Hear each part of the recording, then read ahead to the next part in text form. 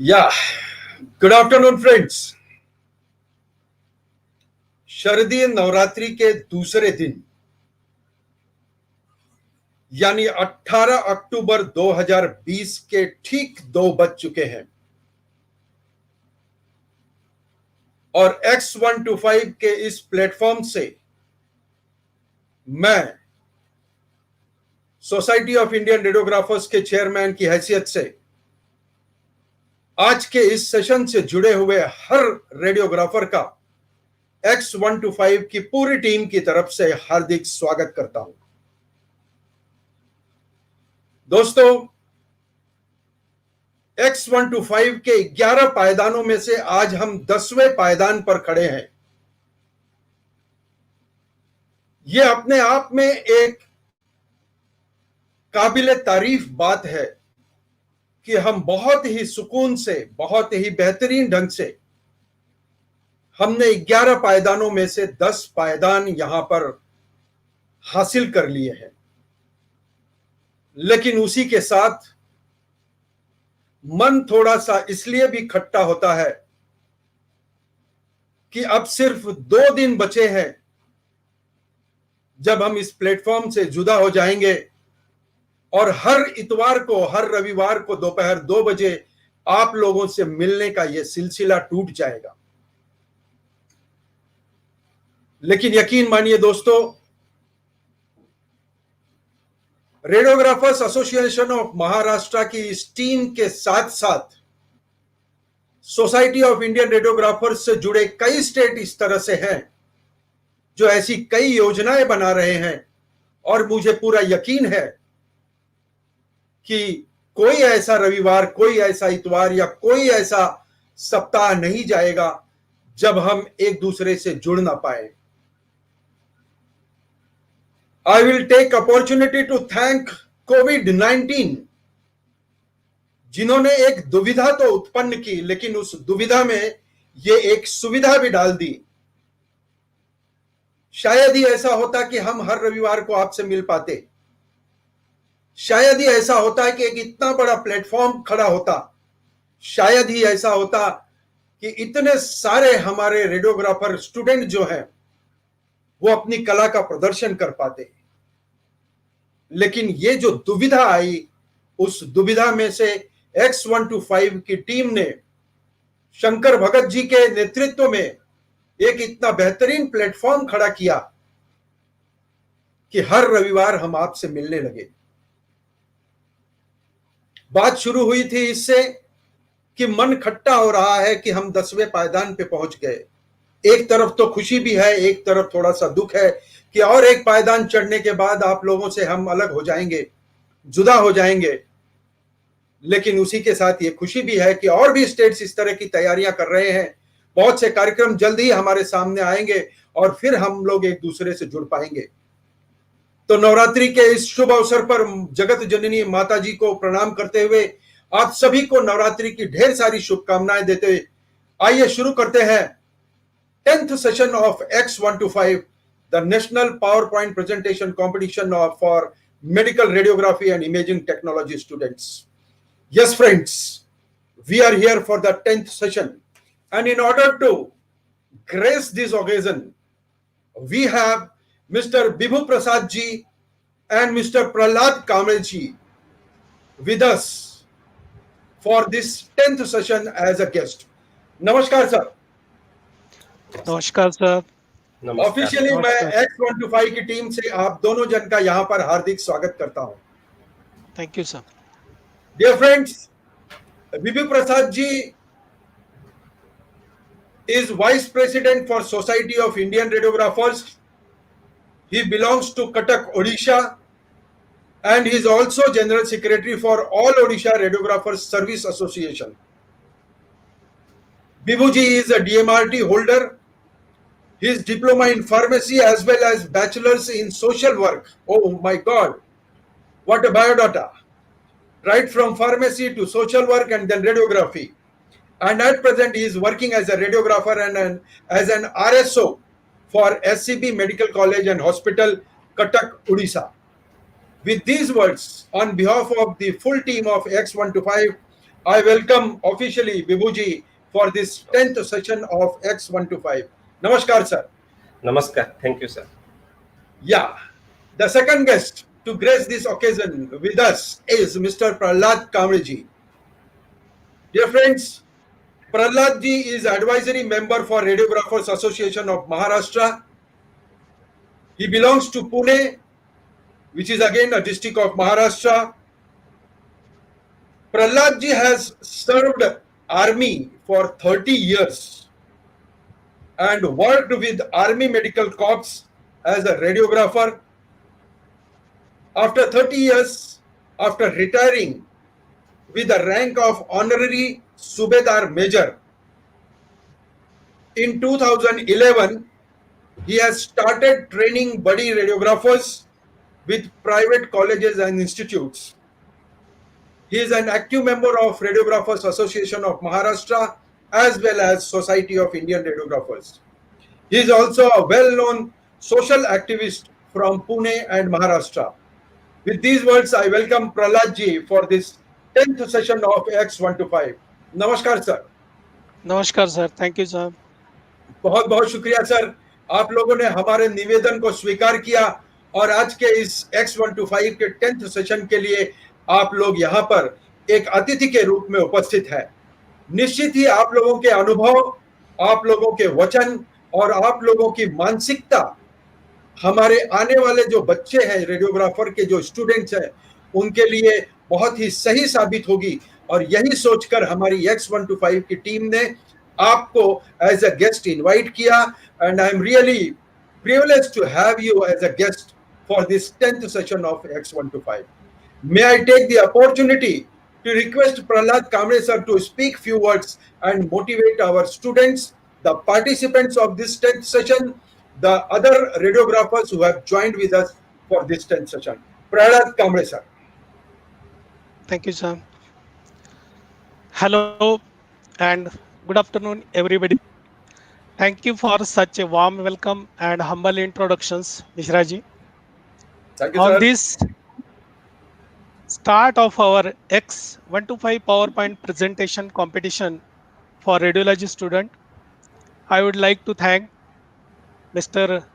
T.N. Mishraji, Chairman, Society of Indian Radiographers, Mr. Koti Damodara Naidu Garu, President, Society of Indian Radiographers, Mr. Jagdish Jagtabji, Vice President, Society of Indian Radiographers, and former President of Radiographers Association of Maharashtra. Mr. Srinivas Reddy, General Secretary, Society of Indian Radiographers, and one and only a dynamic personality, the man behind this event, Mr. Shankar Bhagatji, National Coordinators, Society of Indian Radiographers. I must also thank Mr. R. Hunchalkar, President, Radiographers Association of Maharashtra, and former President Mr. S.V. Chauhan, Mr. Vilas Badane, and entire team of Ram and Sir. In these challenging times of worldwide pandemic, I hope all of you and your loved ones are keeping well and are healthy and safe. Mishraji, in the past, we learned how to develop and how to process the X-ray film manually in our darkroom. And after that, we learned and taught the same along with some modern technology and digitizations. Now, the new generations are teaching us and updating us with the latest and more advanced technologies using this platform of X125 PPT competitions. We must thank the new generation for their contribution towards the advancement in the field of radiology. Their new ideas, enthusiasm, and professionalism will surely bring a brighter future in this field of radiology. Today, I would like to share a thought of Honorable former President Dr. APJ Abdul Kalam That is, race cannot be won by accelerating in top gear. Race cannot be won by accelerating in top gear, but it can be won by changing the gear at right time. So timely decision in life can help to win the race of life. So I think Mishraji, we are changing the gear at right times. I welcome the judges and participants to the 10th session of X125 PPT competitions.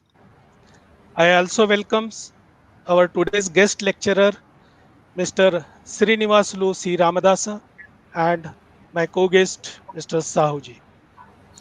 In the end, I would like to express my gratitude to the entire team for the opportunity of being a part of this event. I wish all the best and lots of learning experience to all the participants. Thank you. Thank you very much. Thank you, sir. What a nice example from Dr. APJ Abdul Kalam ji. सही समय पे सही gear लगाना, ये सिर्फ एक radiographer के लिए ही जरूरी नहीं है, एक अच्छा इंसान बनने के लिए भी जरूरी है। ये शब्द आए हमारे आज के गेस्ट प्रहलाद कामड़े सर की तरफ से।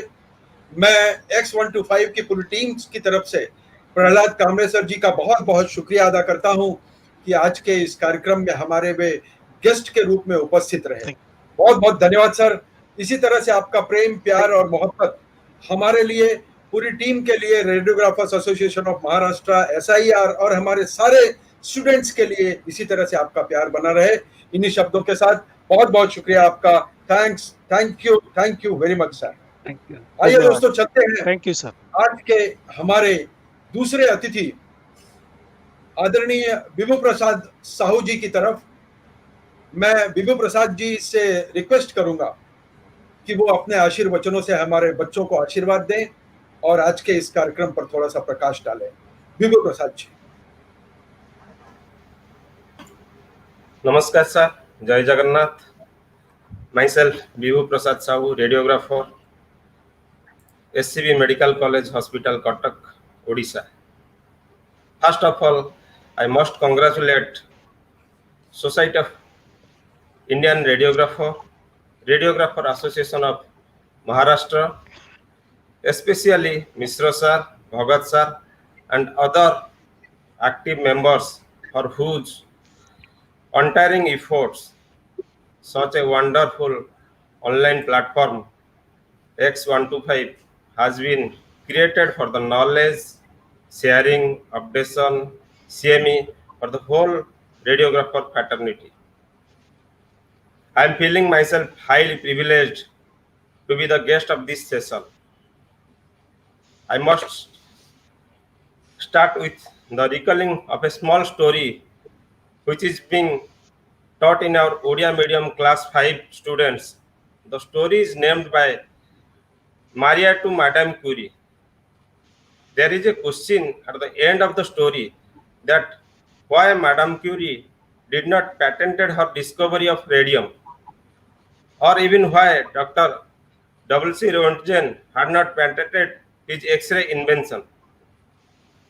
Because they had known that in the coming future, their discoveries, inventions are going to bring revolution in the field of imaging and treatment also. For the greater well-being of the whole humanity, they had dedicated their personal interest.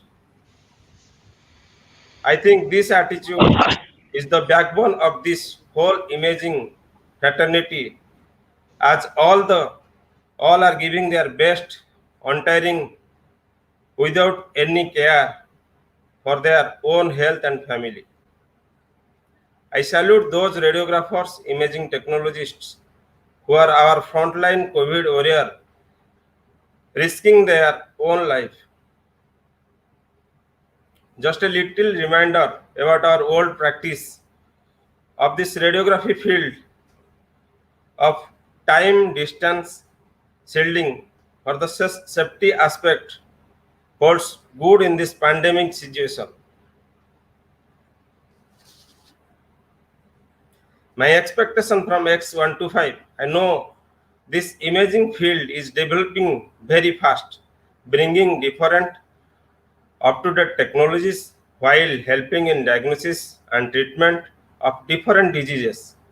But my request is that we must not forget the basic of radiography, as the strength of a high-rise building skyscraper depends upon the strong foundation. Similarly, our new technologists must not forget the basics of X-ray while dealing with higher module like CT, MRI, PET scan, etc. Our students who are entering into this field must be thorough regarding basic technique, for example, chest PA view, physics, part of X-ray, etc. For taking a chest X-ray PA, we too be that much competent like CT, tech or MRI technician. Hence, I request the organizers to encourage presentations of basic radiography, special radiography. Even our eminent senior radiographers may be encouraged to give a small presentation regarding these basic practices in each X125 sessions. Another topic which comes to my mind is anatomy part. Our senior lecturers of different medical colleges may please be contacted to give small lecture regarding anatomy of human body, which will definitely encourage our students to participate in this online platform. And last but not the least, I pray in front of the Lord Jagannath to bless us all to come out of this novel coronavirus pandemic period, and may we reunite in near future after this pandemic for a grand national conference of SAR at Goa. Thank you all for giving me this opportunity. Jai Jagannath. Thank you sir, great words. बहुत ही बेहतरीन एक idea जो आपने दिया, जिसको देखकर मैं भी थोड़ा सा विस्मित रहता था हमेशा कि हमारे सारे टॉपिक बहुत बड़े बड़े नामों वाले, every time we used to talk about angiography, this and that, intervention, लेकिन जो आपने आज बात बताई कि एनाटॉमी के भी लेक्चर्स हो सकते हैं, बेसिक फिजिक्स के लेक्चर्स भी हो सकते हैं, इस तरह के गेस्ट लेक्चर्स भी होने चाहिए। तो ये एक जो विचार आता है, ये आप जैसे जो प्रबुद्ध लोग हैं, जो एक्सपीरियंस्ड लोग हैं, उनके दिमाग से ही ये बातें आती हैं। और एक अतिथि के रूप में इन सारी बातों को जो आपने यहाँ पर किया, मैडम क्यूरी की बात ली आपने, रोहिंटन जी की बात ली, नॉट ओनली कि उन्होंने पेटेंट नहीं किया सर, मुझे तो ये भी पता है, कहीं पढ़ा था मैंने कि उनको जब पहला नोबेल पुरस्कार मिला, जो पैसे मिले थे वो भी उन्होंने किसी कॉलेज को डोनेट कर दिया था। तो ये बड़प्पन जो है, ये आज 125 साल का हमारे सामने एक उदाहरण है, और आज हम उनकी याद में, उनके ही खोजे हुए, उनके ही इन्वेंशन को आज हम 125 साल मानकर हम आज ये प्रोग्राम कर रहे हैं। और सारे लोग, सारे रेडियोग्राफर, सारी रेडियोलॉजी इंडस्ट्री, सारे रेडियोलॉजिस्ट, सारे लोग बिल्कुल ही प्रोत्साहित है कि कब 8 नवंबर आए और बेहतरीन कार्यक्रम अपने अपने इंस्टीट्यूट में किए जाए। दूसरा, एक वो टाइम डिस्टेंस शील्डिंग की कुछ बात की आपने, शायद वो पूरा नहीं किया, या उसे अगर आप रिपीट कर सकें तो मेरे ख्याल से टाइम डिस्टेंस शील्डिंग जो आप कहना चाहते थे कि जो रेडिएशन में यूज होता है वही टीडीएस जो है वो आज कोविड में भी यूज होता है। जी सर। कोविड में अगर टीडीएस हमें लागू करना हो, T for time, spare very much less time in crowd, keep distancing, TD distancing, 2 गज की दूरी बहुत जरूरी, and shielding that is mask. तो कितनी बड़ी बात है कि X125 यानी एक्सरे के 125वें साल में जहां हम टीडीएस की बात करते हैं, वहीं ये टीडीएस इस कोविड में भी लागू होता है। बहुत ही बेहतरीन विचार, बहुत ही उम्दा हमारे आज के अतिथि प्रहलाद कांबळे जी और बिभू प्रसाद साहू जी, बहुत ही तहे दिल से, बहुत ही आदर और सम्मान के साथ मैं आप दोनों जन को धन्यवाद देता हूं for accepting our invitation to be the guest for this 10th session of X125. Thank you, sir. आप लोगों का प्यार, आप लोगों का स्नेह इसी तरह हमारे साथ बना रहे। इन्हीं शुभकामनाएं और इन्हीं अपेक्षाओं के साथ एक बार फिर आप दोनों जन को शरद नवरात्रि की ढेर सारी शुभकामनाएं देते हुए आपसे विदा लेते हैं। धन्यवाद। Thank you very much. Thank you, sir. Thank you. Thank you, sir.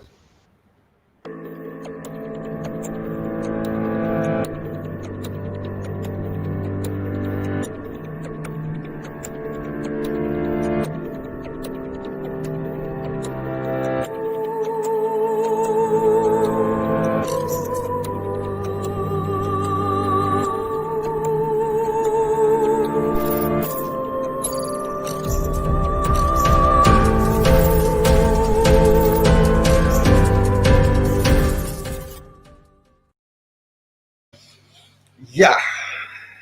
Once again, I welcome you all for this 10th session of X125. We have 6 participants today, and in order to judge them, we have 3 brilliant judges with us. You have seen our guests today. Let me introduce you all, our judges today. Dear friends, we have Professor Dr. Rahul P. Kotian. We have Harminder Yadav ji, and we have Rubina Sayyed ma'am with us today. Hello. Here Good afternoon. as a judge. Good afternoon. Good afternoon, ma'am. Good afternoon. These are our judges for our 10th session of X125. Dear friends, let me introduce Dr. Rahul P. Kotian. Rahul ji is Dean for NIMS College of Paramedical Technology, Jaipur, Rajasthan. He has done the first clinical PhD in MRI and Parkinson's disease imaging in medical imaging at India. He is professor at Department of Radiation and Imaging Technology at NIMS College.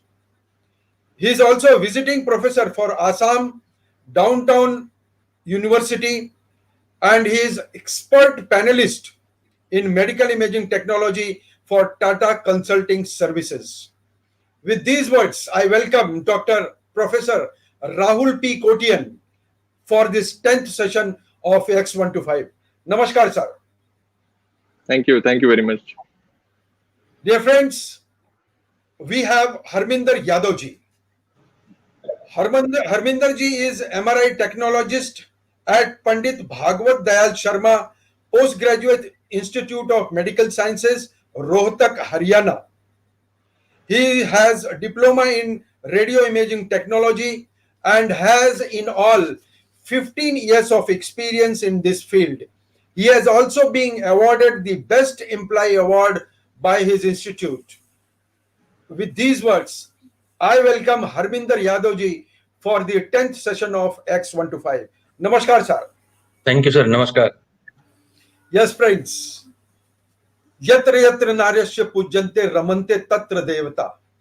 जहां भी नारियों का सम्मान होता है वहां देवता निवास करते हैं. और फिर वो X125 का प्लेटफॉर्म हो, राम का प्लेटफॉर्म हो, सर का प्लेटफॉर्म हो, या फिर इस समय चल रहा हो ये शरद का नवरात्रि हो, जहां नारियों की पूजा करते हैं हम 9 दिन. और उन्हीं में से एक नारी जिसको सम्मान पूर्वक आज हमने अपने एक जज की हैसियत से बुलाया है, Rubina Sayyed ji. She is radiology supervisor at Lilavati Hospital Research and Center at Mumbai, Maharashtra. She has specialty in mammography, digital and tomosynthesis, stereotactic biopsy procedures, and bone mineral density at DEXA. She is life member of RAM and SIR. She is bachelor in radio imaging technology. She has 5 publications in her name and has 20 years of experience in this field. Oh my God, what is with us today? Dr. Professor Rahul Kotian ji, Harminder ji and Rubina ji. मैं एक बार फिर X125 की पूरी team की तरफ से आज के इस 10वें सेशन के लिए एक जज की हैसियत से यहाँ उपस्थित रहने के लिए आपने हमारा इनविटेशन कबूल किया, इसके लिए आप अदा करते हैं. Thank you so much. Thank you so much. We have 6 participants today. everybody, each participant is given a time of 10 to 12 minutes, minimum 10 and maximum 12 minutes. Very brilliant topics, very brilliant students as usual for another 9 sessions and again on this 10th session.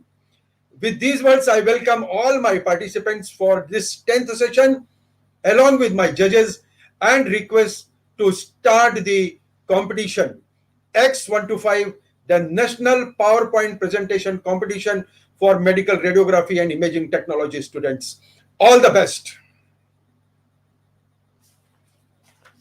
Yes, friends. We have the first participant today, and she is Nithya Mohan. She is a third-year student of BSc Medical Imaging Technology at Sri Sathya Sai Medical College and Research Institute, Tamil Nadu, Kanchipuram. And her topic is Simple Tools are designated to understand CT QA program. A very good topic in which I am also interested. All the best, Nithya.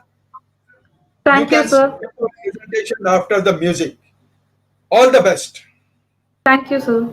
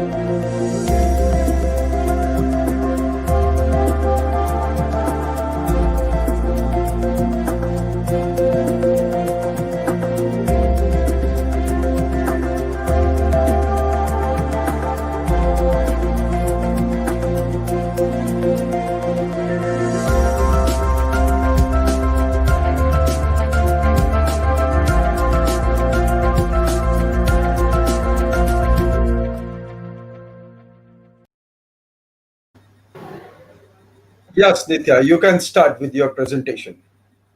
Yes, sir. Good afternoon to all. First, I would like to thank the organizing committee for giving me this wonderful opportunity and also for my guide, Mr. Yoganandam, sir. Thank you, sir, for your guidance. Myself is Nithya Mohan, BSc MIT final year student from Sri Sathya Sai Medical College and Research Institute. The topic which I'm going to present here is about simple tools are designed to understand a CTQA program. Here is the content of my presentation. List of designed CT tools. Going to discuss some of our CT tool, some of our QA tool for X-ray equipment, MRI tools for understanding sequence do-it-yourself, ultrasound artifact understanding tool that was ongoing. Okay, so coming to the introduction, understanding computer tomography concept will make our student to perform efficiently during their posting in CT scan. For the benefits of students, we designed some simple CT scan concept understanding tool with easily available material. These simple tools are cost effective and it can be easily applicable. Since we are dealing with radiation, so under supervision of radiation safety officer or guidance of radiologist is essential to conduct this type of experiment. Presently, we designed the following tools for CT. Firstly, table movement understanding tool, tool for CT number, tool for window width and window level, partial volume effect, thick and thin map understanding tool. Firstly, table movement understanding tool. By using a 1 meter long wooden scale, we can understand the table movement and also cross-check the table readings. While doing a scout image and CT cuts, we are mentioning the table position of sign S and I. This indicates a superior and inferior from point 0, which we are setting manually. While doing an abdomen scout, we are selecting a S100 to I450. We found sometimes a table may not fully move up to a I450, around 2 cm shorter due to the accumulation of dust and grease. This tool will help us to cross-check the table movement while doing a scout. CT number. The internal structure of an object can be reconstructed from multiple projection of an object. Here, linear attenuation coefficient is a base. Periodical cross-checking CT values are essential. Many diagnoses are depend on CT values only. For making a tool for CT number, we need a 4 empty soft drink bottle. One bottle is filled with the castor oil, one bottle is packed with the salt powder, and one bottle is filled with the distilled water, and another one was an empty bottle. Procedure: perform CT scan and do axial CT cuts. Our measured HU values are for air is minus 996, water is minus 1, castor oil is minus 89, and salt 996. Surprisingly, it coincides with the bone HU value. Here, the first cursor was water that shows the value of minus 2.4, and second cursor was air that shows the value of minus 991, and third cursor was fat, oil, that shows the value of 94. Tool for window width and window level. For this, we take an empty bindi box, fill the bindi box with a different concentration of salt water and do axial CT cuts. Bindi phantom was designed in such a way so that the CT number are between 0 to 120, which are equal to your brain contents. In this video, we are applying a different window width and level setting. Contrast changes while changing a window and brightness change with level.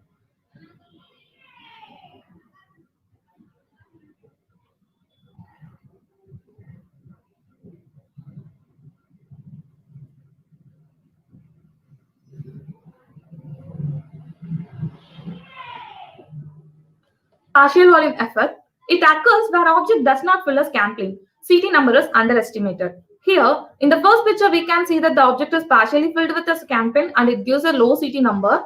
And in the second picture, we can see that the object is completely filled with a scan plane and it gives a true CT number. This is another example for a partial volume artifact.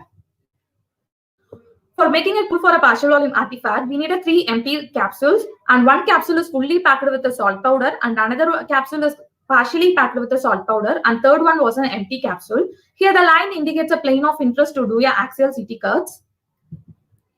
Here, the first capsule, which is fully packed with the salt powder, shows the value of 1024, and in the second capsule, which is partially packed with the salt powder, shows the value of 435.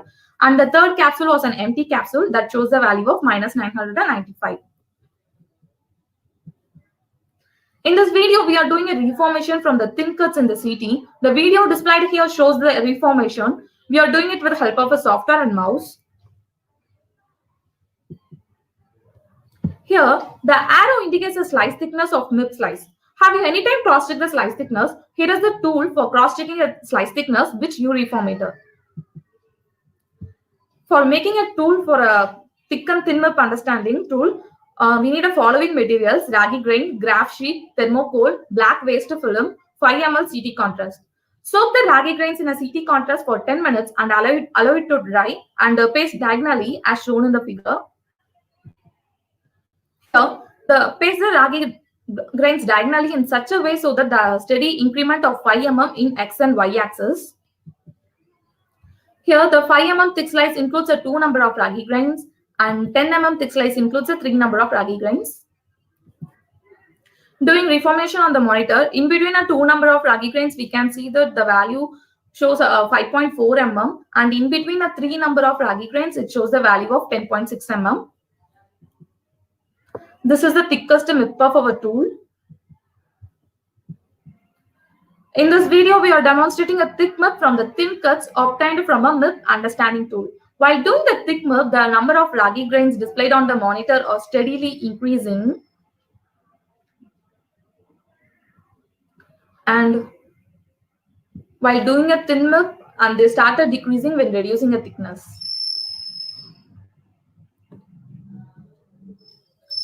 Quality assurance for X-ray equipment. The goal of QA in diagnostic radiology is to optimal image with minimum radiation dose and at minimum cost. The parameters which affect the image quality are applied tube voltage, tube current, time of exposure, focal spot size, congruence of radiation and optical field, focus to film distance, film processing condition and viewing condition, etc. We also designed our simple quality program tools for a following test with easily available material. Firstly, congruence of radiation and optical field test, central beam alignment, timer check, KV linearity and ML linearity. This is our designed tool for congruence of radiation and optical field test. We conduct this test similar to the 9-penny test. Here the results are shown here. And this is our tool for a congruence of radiation and optical field test for cone view. And results also shown here.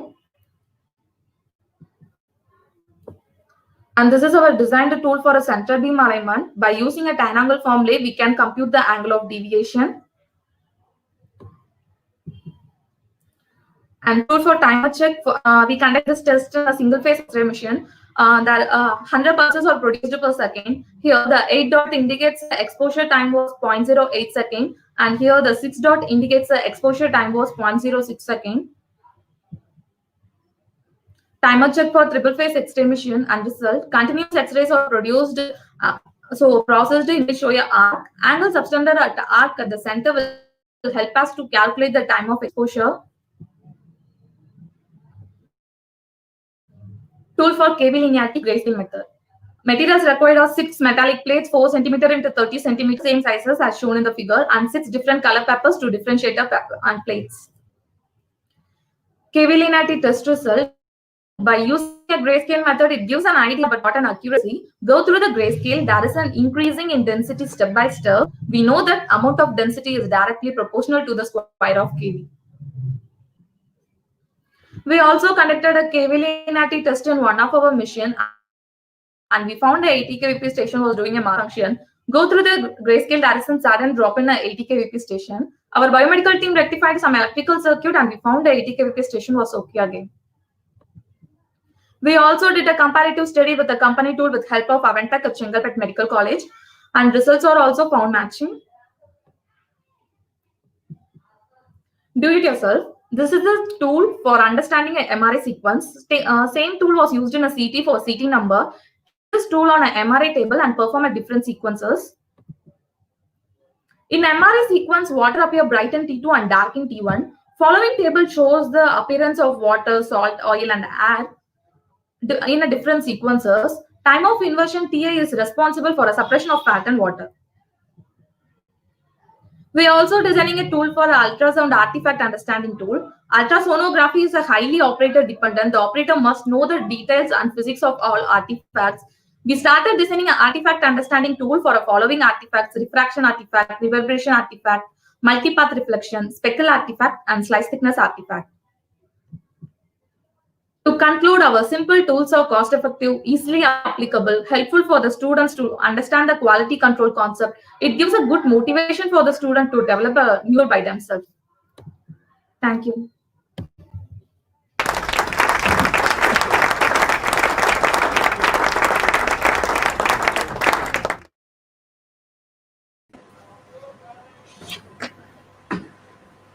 Yes. Nice presentation, Nithya. Let's go sir. for a question. Hi, Nithya. Good afternoon. How are you? I would like to compliment you for presenting such a nice topic of understanding CTQA program in a very, very simple way. And to be very honest, I was very impressed by the idea by which you have chosen and you have presented. I just have a very small question. What is the motivation of you using those different bottles with oil, castor oil? How did you get that idea? I'm very keen to know that because it was a very interesting idea.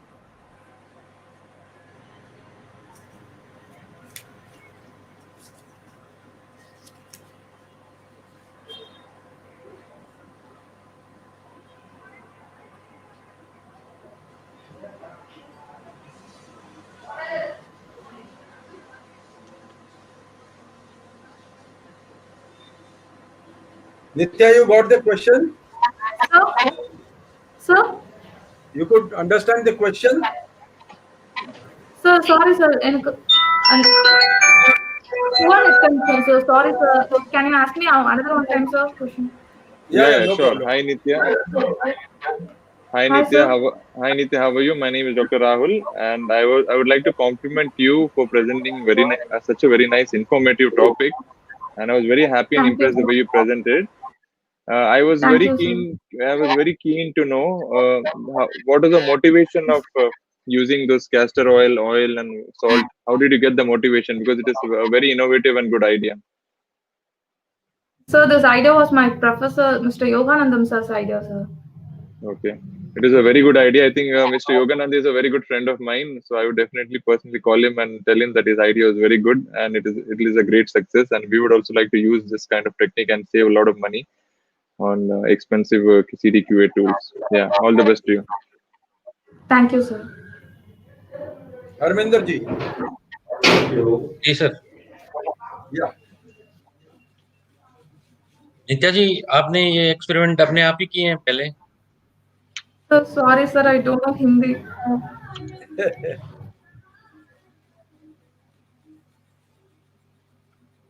Nithya ji, which machine was used for performing these experiments?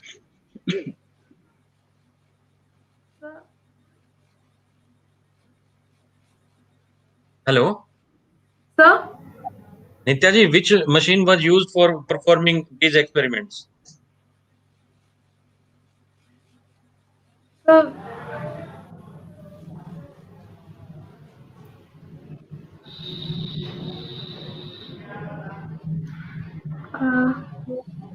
Sir, we cross-checked this in our hospital, sir. Okay. Okay. Yeah. Rubina ma'am. Very nice presentation.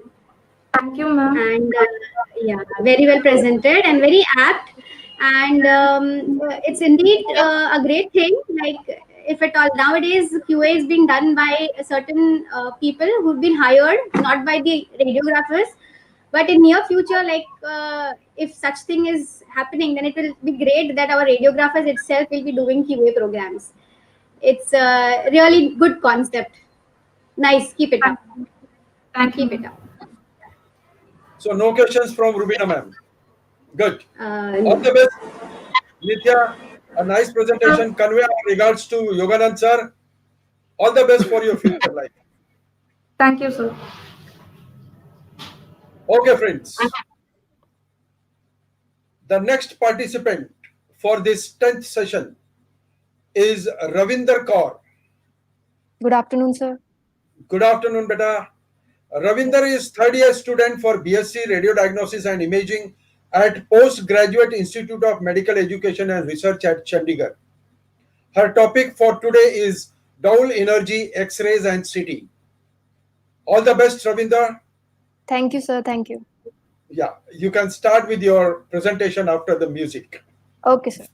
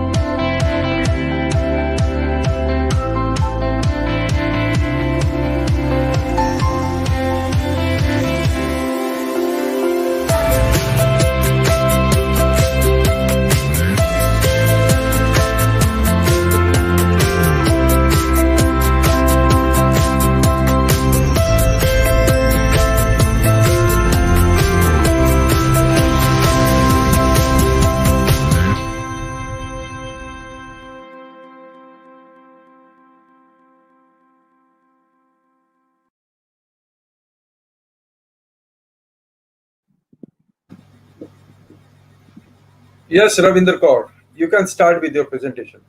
Okay, sir. Good afternoon to all. I am Ravinder Kaur, final year student in BSc Medical Imaging, Radiodiagnosis and Imaging at Postgraduate Institute of Medical Education and Research, Chandigarh. Today I am going to present my presentation on the topic dual energy X-rays and CT.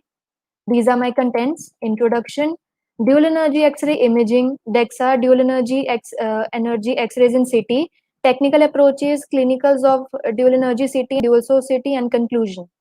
Introduction, dual energy CT, also known as spectral CT, is a computer tomography technique that uses two separate X-ray photon energy spectra, and the same principle is used in dual energy X-ray imaging, which allow the interrogation of material that have different attenuation properties at different energies. So, dual energy imaging technology is used in journal X-rays and computed tomography. In journal X-rays, it is used in dual energy X-ray imaging and DEXA, while in computed tomography, it is used in dual energy and dual source multi-detector CT, which we will be discussing. Dual energy X-ray imaging is an imaging technique in which a low kV image and a high kV image are required in rapid succession.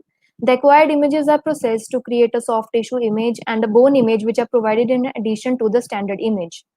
Dual energy subtraction image allows better visualization of a variety of entities, including nodules, bone lesions, vascular and pleural disease, mediastinal and hilar masses, tracheal and airway abnormalities, complex chest disease, and impelling devices.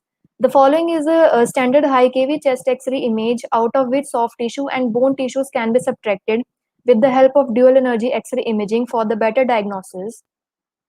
The following is the chest X-ray of an image in which the lung nodules have been overlapped by the structures in the chest. The second image is a dual energy soft tissue subtracted image in which the lung nodules can be seen clearly without any overlapping. This is a dual energy X-ray equipment in PGI MER Chandigarh with advanced features of volume rad, auto image pasting, computer aided diagnosis, tissue equalization, dual energy, and tomosynthesis. Now DEXA. DEXA stands for dual energy X-ray absorptiometry, and it is a means of measuring bone mineral density using spectral imaging. Two X-ray beams with different energy levels are aimed at patient's bone. When soft tissue absorption is subtracted out, BMD can be determined from the absorption of each beam by bone. Principle. When the beam was passed through a region of the body containing both bone and soft tissue, attenuation of the photon beam occurred at both energy peaks. If one energy peak was preferentially attenuated by bone, the contribution of soft tissue to beam attenuation could be mathematically subtracted.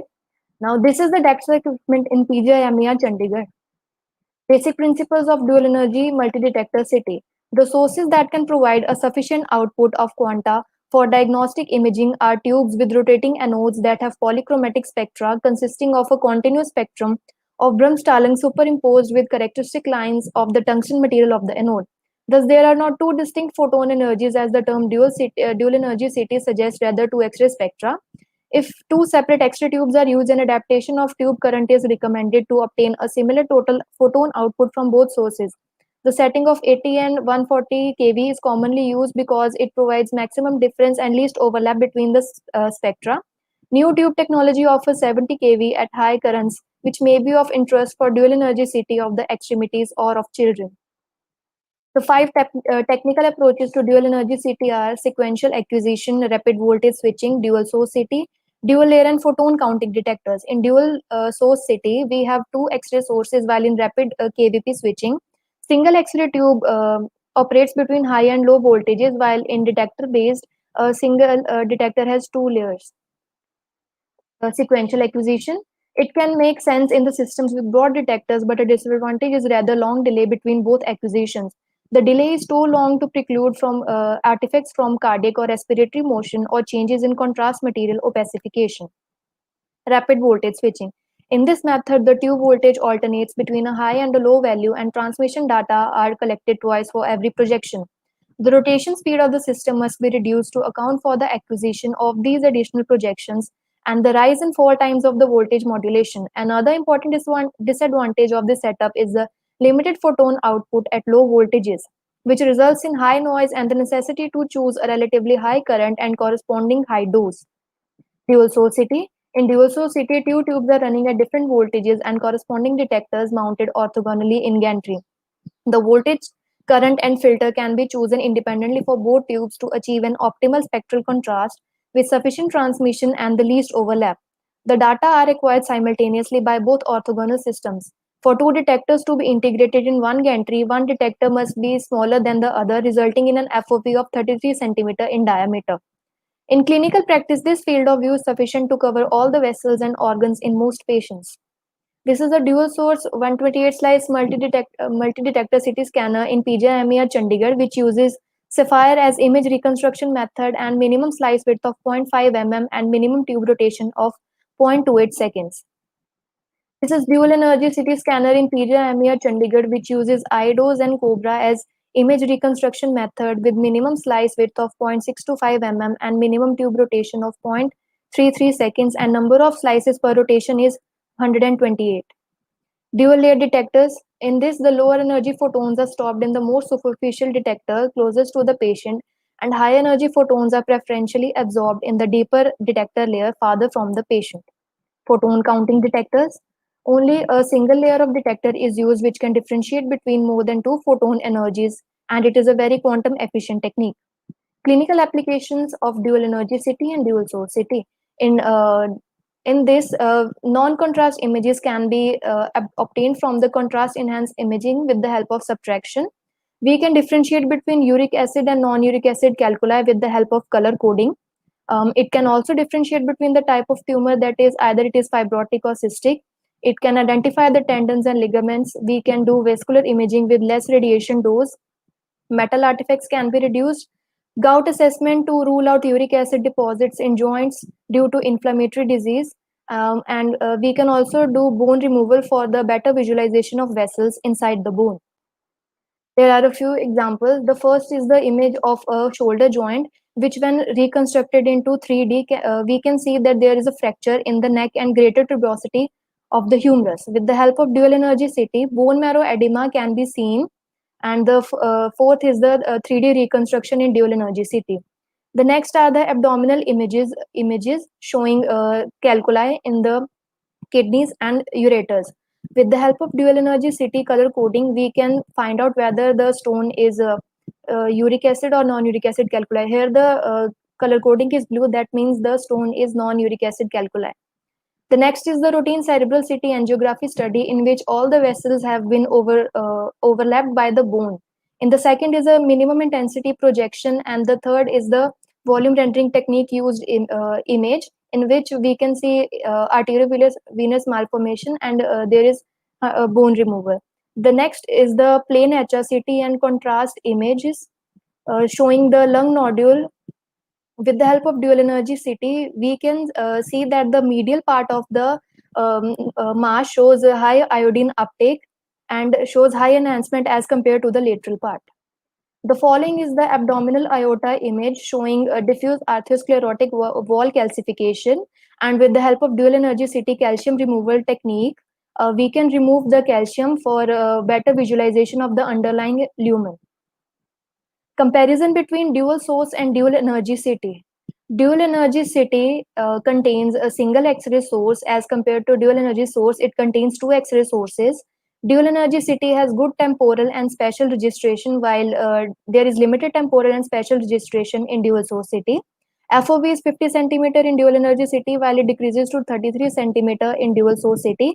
There is limited spectral registration between high and low energy scans, while there is good spectral registration in dual source. There is high noise at low energy peaks in dual energy CT, while there is low noise in dual source CT. Dual energy CT is unable to measure attenuation of unenhanced images, while dual source CT is able to measure attenuation of unenhanced images. The dual energy CT has less purchase and repair cost, while the dual source CT has high purchase and repair cost due to two sets of X-ray tubes and detectors. In dual energy CT, single X-ray tube produces high and low voltage X-rays, while in dual source CT, two separate X-ray tubes are present which separately operate at high and low voltages. Conclusion: dual energy X-ray, DEXA, dual source CT, and dual energy CT imaging technology offers the possibility to exploit spectral information for diagnostic purposes. There are different technical approaches, all of which have inherent advantages and disadvantages, especially regarding spectral contrast and dose efficiency. There are numerous clinical applications of these medical radiological imaging technologies, that are easily accessible with specific post-processing algorithms. I would like to thank the organizers of X125 National PPT competition for giving me a chance to participate in this wonderful forum. I also want to thank my teacher, Sir Lalit Kumar Gupta, and my colleagues to enlighten my path and for their valuable time and support. Thank you.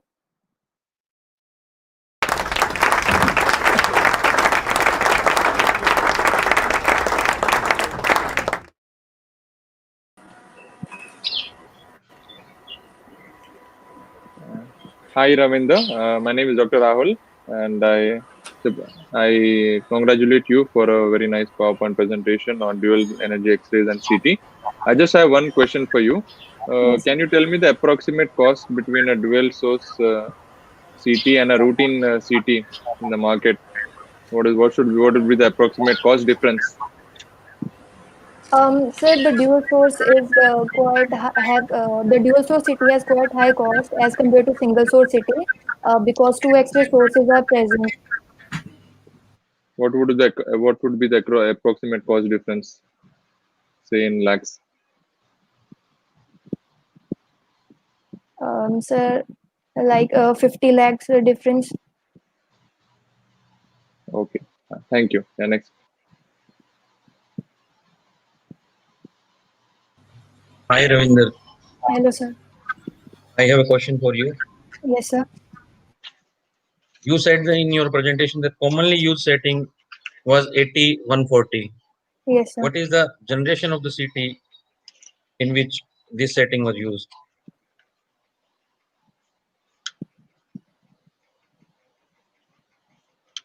In which generation this setting was used?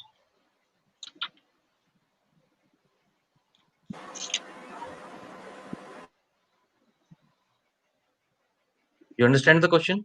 Yes, sir. In your presentation, you talk about the settings 80 and 140. Yes, sir. In which generation this setting was used?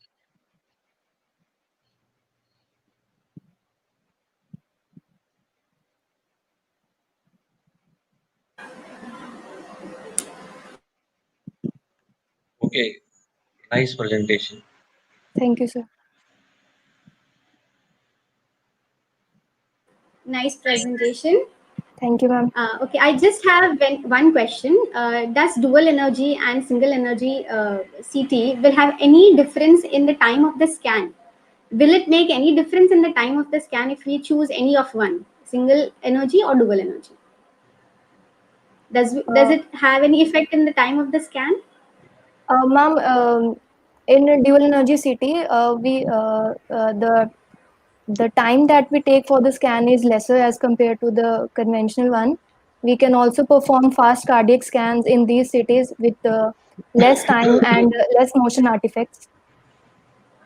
Okay. Thank you so much. Very well presented. Thank you, ma'am.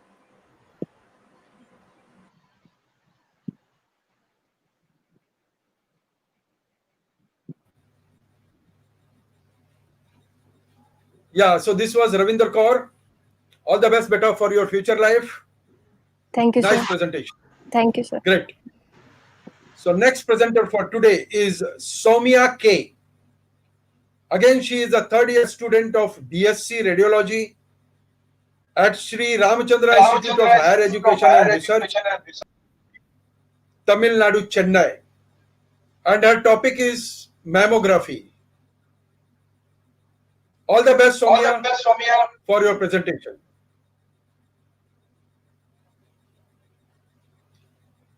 I have logged in with two.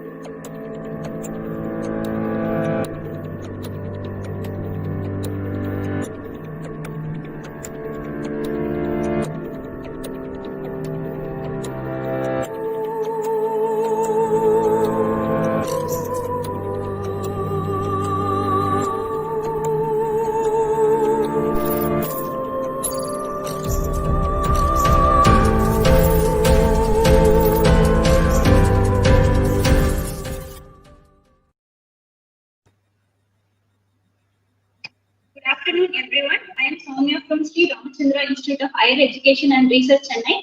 My topic is about mammographic use. So let us begin.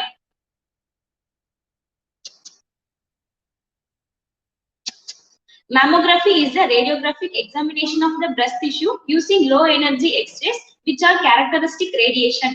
It is to visualize anatomical structures and pathology within breast. It is essential that sharpness, contrast, and resolutions are maximized. There are two types of mammographies which are classified based on the purpose. The first one is the screening mammography. This is used to check for breast cancer in a patient who are asymptomatic, which means they have no signs or symptoms of the illness. The next one is the diagnostic mammography. This is used to check for breast cancer in a patient who are symptomatic, they have pain, lump, or other sign of the illness. Before moving into the positioning and other things, let us first move about the basic breast anatomy. The breast is one of the accessory organ of the female reproductive system. It lies over the pectoralis major muscle and extended up to T2 to T6. The breast is mainly composed of glandular, fatty, and fibrous tissue. Here we have the rib cage, which is surrounded by the pectoralis minor muscle inside and the major muscle outside. Through the nipple, the lactiferous duct collects the milk produced by the lobes of mammary gland. And around the nipple, we have a pigmented area called areola. With increasing age, which means after the menopause, the glandular elements become less prominent and tend to be replaced by adipose tissue. Moving on to the radiological anatomy, this is the lateral aspect and the medial aspect of the breast. This is the nipple areola region, which is a pigmented area, and this is pectoralis major muscle, inframammary fold, and these are the breast tissues. In mammography, we have two planes. The first one is the axial plane, which divides the breast into inner and the outer quadrant, and next one is the transverse plane, which rise at right angles to the vertical axial plane, intersecting it along with the breast axis. And we have four quadrants of breast. The first one is the upper outer quadrant, which lies on lateral side, and upper inner quadrant, which lies on medial side. Likewise, lower outer quadrant and lower inner quadrant. Moving on to the indications, lump and tenderness, nipple discharge, pain, and also for general checkup and follow-up. The contraindications for mammography are pregnancy, lactating woman, and then post-FNAC or FNAB procedures. The patient preparation includes, this procedure is usually done for patients above 40 years of age. When patient comes to the department, their ID must be checked. Ensure that there is no metal object in the region of interest. The patient is asked to change into hospital gown. Ensure that patient do not wear any talcum powder, deodorant, or lotion. If any, the patient is instructed to clean it. Then the questionnaire and the consent form is filled. Generally, appointment is given based on 10-day rule, which is a big following of the menstruation phase in order to avoid irradiating the unknown fetus. Moving on to the instrumentation, in our institution, we use Fujifilm Amulet Innovality. The basic mammographic unit consists of X-ray tube, phase shield, compression paddle, and the detector. The X-ray tube comprises of, in Fujifilm, rotating anode made up of tungsten, and focal spot size for magnification is 0.1 mm and for general purpose is 0.3 mm. Tube coat is made up of beryllium, which act as an inherent filtration, and aluminium filter is used. The detector is direct flat panel detector made of amorphous selenium. The exposure factors include KVP output is expect in the range of 25 to 35, which are low energy X-rays, ideal for mammography. Tube current is maximum 100 mA. Time exposure is less than 2 seconds, and film focus distance in the range of 60 to 66 centimeters. In Fujifilm, we have intelligent automatic exposure control, which has an advantage in defining the adequate dose for an examination. It analyzes the information obtained from low dose pre-shot images and defines the X-ray energy and the dose required. Along with this, we have compression paddle, which are radiolucent.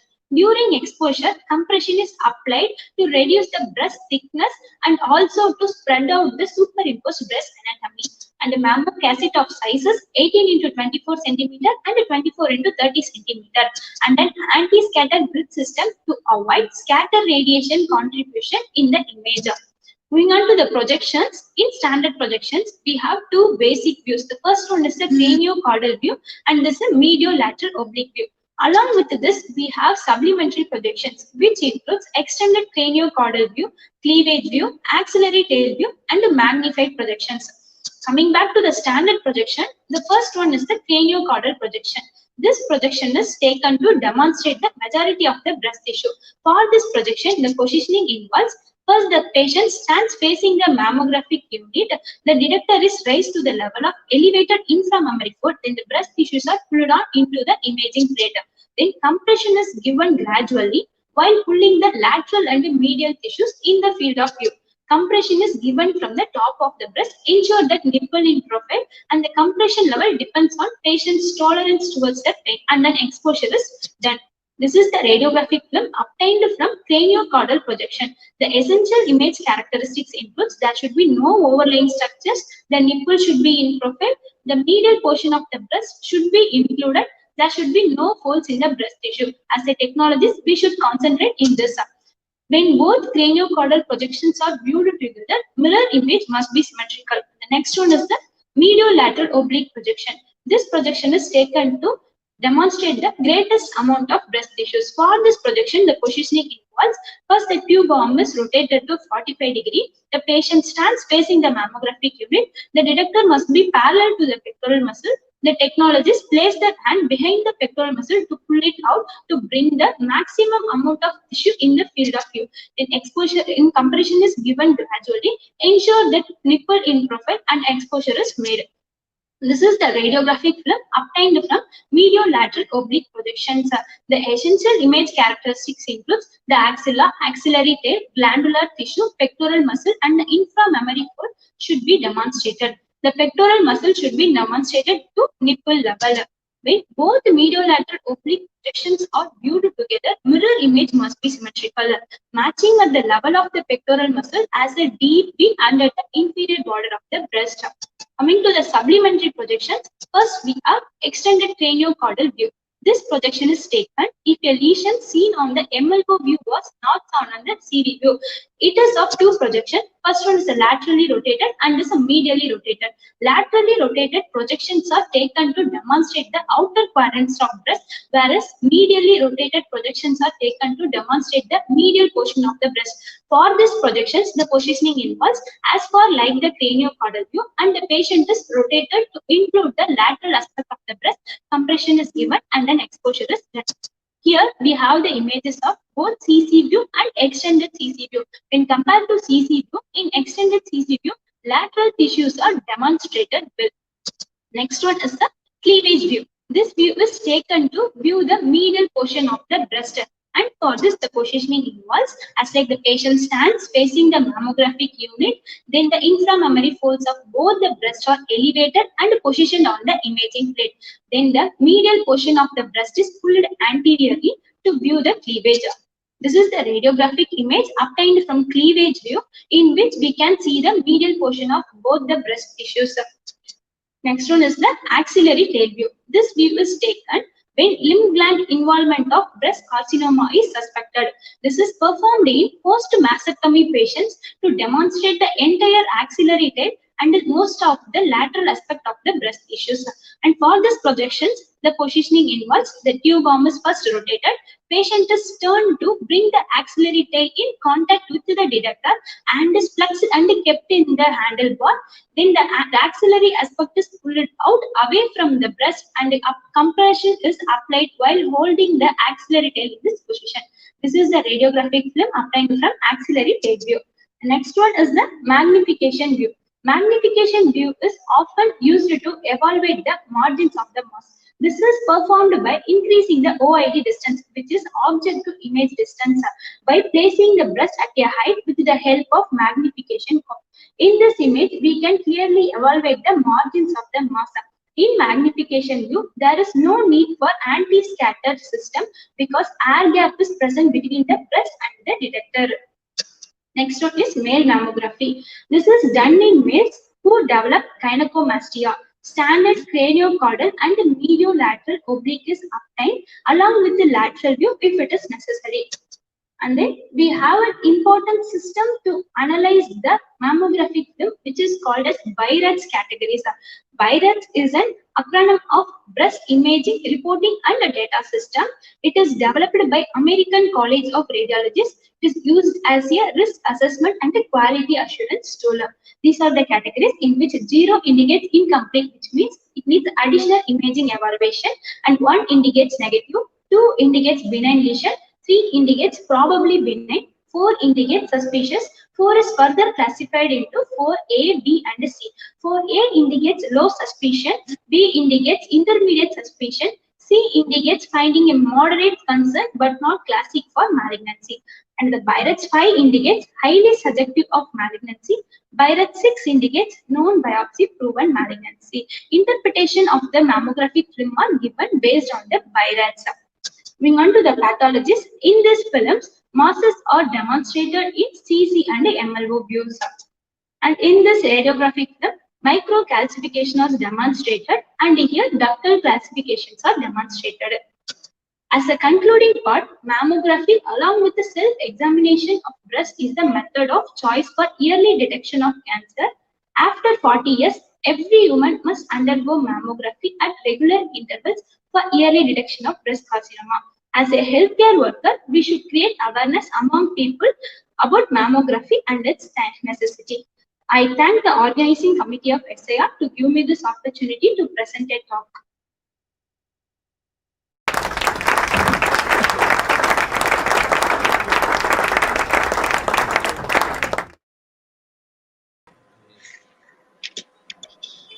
menstrual cycle का जो है उसका क्या effect है? Yeah. Hi, Soumya. Hello, sir. I congratulate you for a very good presentation. Thank you, sir. I have a very small question for you. In your presentation, you mentioned that patients early above the age of 30 can undergo mammography. Sir, I can't hear you, sir. Can you hear me now? Yes, sir. Okay, so in your presentation, you mentioned that only patients above the age of 40 can undergo mammography. Yes, sir. So if a patient is around 32 years of age wants to undergo mammography, Yes. if she has a family history of breast cancer, Yes, sir. We will would you done go if for she a has mammography? Yes, sir. If she has a strong family history and the symptoms, we will do, sir. Okay, thank you, Soumya. Thank you, sir. Hi, Soumya. Nice presentation. Thank you, sir. One question that you have talked about the menstrual cycle. उसमें जो आपने बताया था उसका क्या advantage? Yes, sir. आपने बताया था ये परफ्यूम और talcum powder. हाँ, talcum पाउडर और ये परफ्यूम, और उसके बाद आपने बताया था कि ये मेंस्ट्रुअल साइकिल के बारे में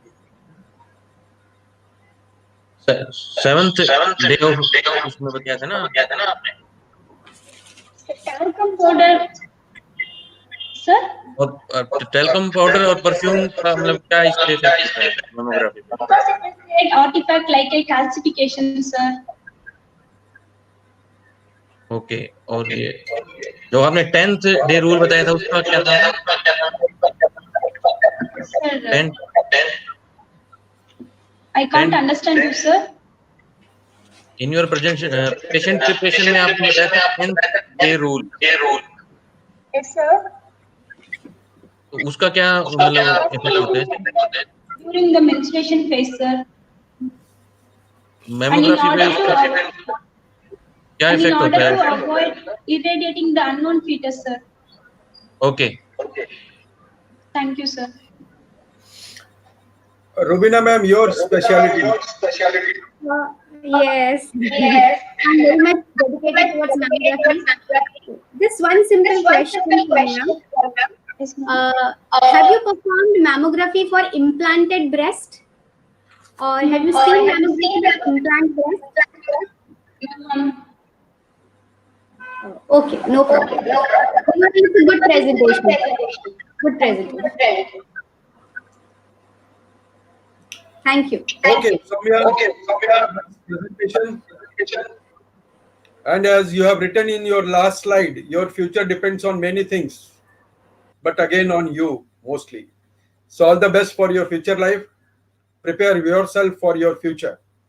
All the best, Soumya. Next presenter for today's 10th session.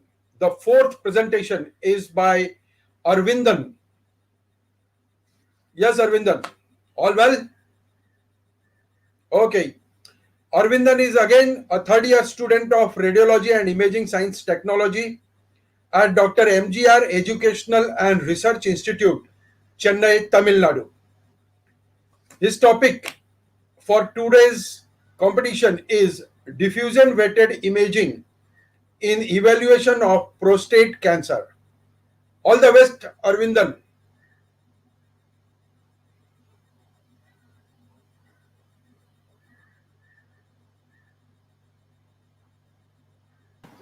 Arvindan, kindly unmute yourself. Arvindan, Yes, sir. inform to one. Don't tell him to not to mute. Yeah, don't mute, unmute yourself, Arvindan. It will be taken care of by us. Yeah, unmute yourself now.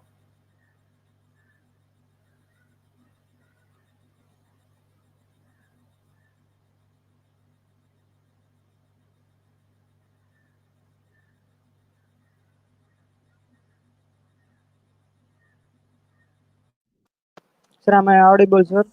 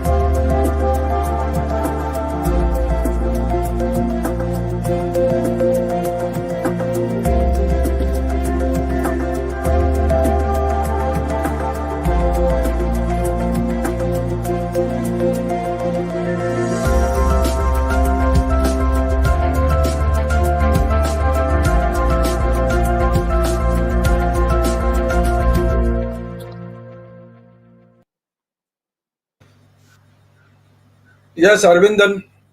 Okay, sir. Good afternoon, all. Myself, Ravinder, third year student from Department of Radiology and Imaging Science Technology from Dr. MGR Educational and Research Institute. Today, I will be presenting you about diffusion weighted imaging in evaluation of prostate cancer. First, what is diffusion weighted imaging? It is a form of MRA imaging based upon measuring of random Brownian movement of a water molecules within the voxels of a tissues. It measures the motion in the extracellular spaces. Okay, this motion is restricted by boundaries such as ligaments, membranes, and macromolecules. Macromolecules such as proteins, lipids, and carbohydrates. Okay, this motion first it is freely diffusing water. It means that the motion are in random; they are not restricted. And coming to the restricted water, here the motion is restricted and they are not in a random way. Okay, before going into the topic, I would like to say a comment about apparent diffusion coefficient in sort of ADC. It is nothing but it is a net distribution of molecules diffusing across a area of a tissues per second. First, in restricted diffusion, the AD is low and high signal intensity, because in restricted diffusion, the molecule motions are restricted and the spins are refocused. So the AD is low and it provides a high signal intensity. Whereas in free diffusion, the motion is in random and no spins are refocused and the spins are cancelled out. So hence in its AD is high and it produces low signal intensity. Then what is B factor or B value? It identifies the measurement sensitive to diffusion and determines the strength and duration of the diffusion area. By manipulating B value, we can control the degree of diffusion. When using B value is equal to 0, T2 images are produced and they are used for the anatomical reference. Okay, these are the first, the image shows that the T2 weighted spin echo. First, we giving 90-degree RF pulse and followed by the 180-degree excitation RF pulse. So you will get an high signal intensity. Whereas in diffusion weighted imaging, we are sensitizing gradients at both sides of the 180-degree RF pulse. As I said that in static molecules, the molecules are refocused and it produces low ADCT, which gives a high signal intensity. But in moving water molecules, they are in random motion, so the refocus get cancelled out and it provides low signal intensity. Okay, what first anatomy of a prostate. Prostate is a walnut-sized gland located between the bladder and the penis. The prostate secretes fluid that nourishes and protects sperm. During ejaculation, the prostate squeezes the fluid into the urethra and expelled with the sperm as a semen. Two coverings: inner true capsules and outer false capsule. It consists of 5 lobes: anterior, posterior, medial, and lateral on the both sides. And 3 zones. What are the 3 zones? Are peripheral zone, central zone, and transition zone. The peripheral zone consists of 70 to 80% of prostate tissue, whereas central zone consists of 20 to 25%, and transition zone consists of 5%, 5 to 10%. And blood supplies inferior vesical artery, internal pulmonary artery, and internal rectal artery. Sorry, middle rectal arteries. Okay, prostate cancer. It is the second most common malignant tumor in male, and the 94% are adenocarcinomas because which develop from the gland. Okay, prostate cancer arises in glandular tissue with 70% originating in peripheral zone, 25% transition zone, and 5% in central zone. Okay, the two images shows that the normal prostate and the prostate cancer. In normal prostate, the urine flow is normal and the prostate is normal in size and the urethra is in a normal manner. Whereas in the prostate cancer, as you see, there's an enlarged prostate, compressed urethra, and the urine flow is in an abnormal way. Okay, what are the indications? Problems in urinating problems, it includes slow, weak urinary stream or need to urinate more often, especially in night. Frequent urination will occur, and blood in urine or semen, erectile dysfunction, pain in pelvic region, in some cases pain in chest, ribs, and in back of the penis, spine, and weakness or numbness in the legs or feet, or even loss of bladder and bowel control. Okay, what is the role of diffusion weighted image in evaluation of prostate cancer? It is useful in tumor detection, staging, assessment of treatment response, and disease relapses. It measures the restriction diffusion in biological tissues and properties such as cellular density, membrane permeability, and space between cells. It is also used to distinguish the benign from the malignant tissues. Okay, general patient preparation. It includes first complete history should be checked. All metallic objects should be removed because it is performing under MRI, and hospital dress must be provided. Patient should instructed to avoid cough or to produce any movement during the scan. And patient who has claustrophobic may request sedation with diazepam, midazole, and allopurinol. And informed consent must be obtained. Okay. The machine which I used is 1.5 Tesla G Healthcare, and coil is phase array body coil, and the position is supine. Orientation either feet first or head first. Centering iliac crest. Okay. These are the sequence: T2 turbo spin echo sagittal, axial oblique, and coronal oblique. And the last one is single shot spin echo echoplanar imaging. First, the T2 TSE sagittal. First, the sagittal slices are planned on the axial plane, and the position block is angled parallel to the line along the interpubic fibrocartilage and anal canal. Slices should be covered from the whole pelvis from right to left acetabulum, and these are the parameters.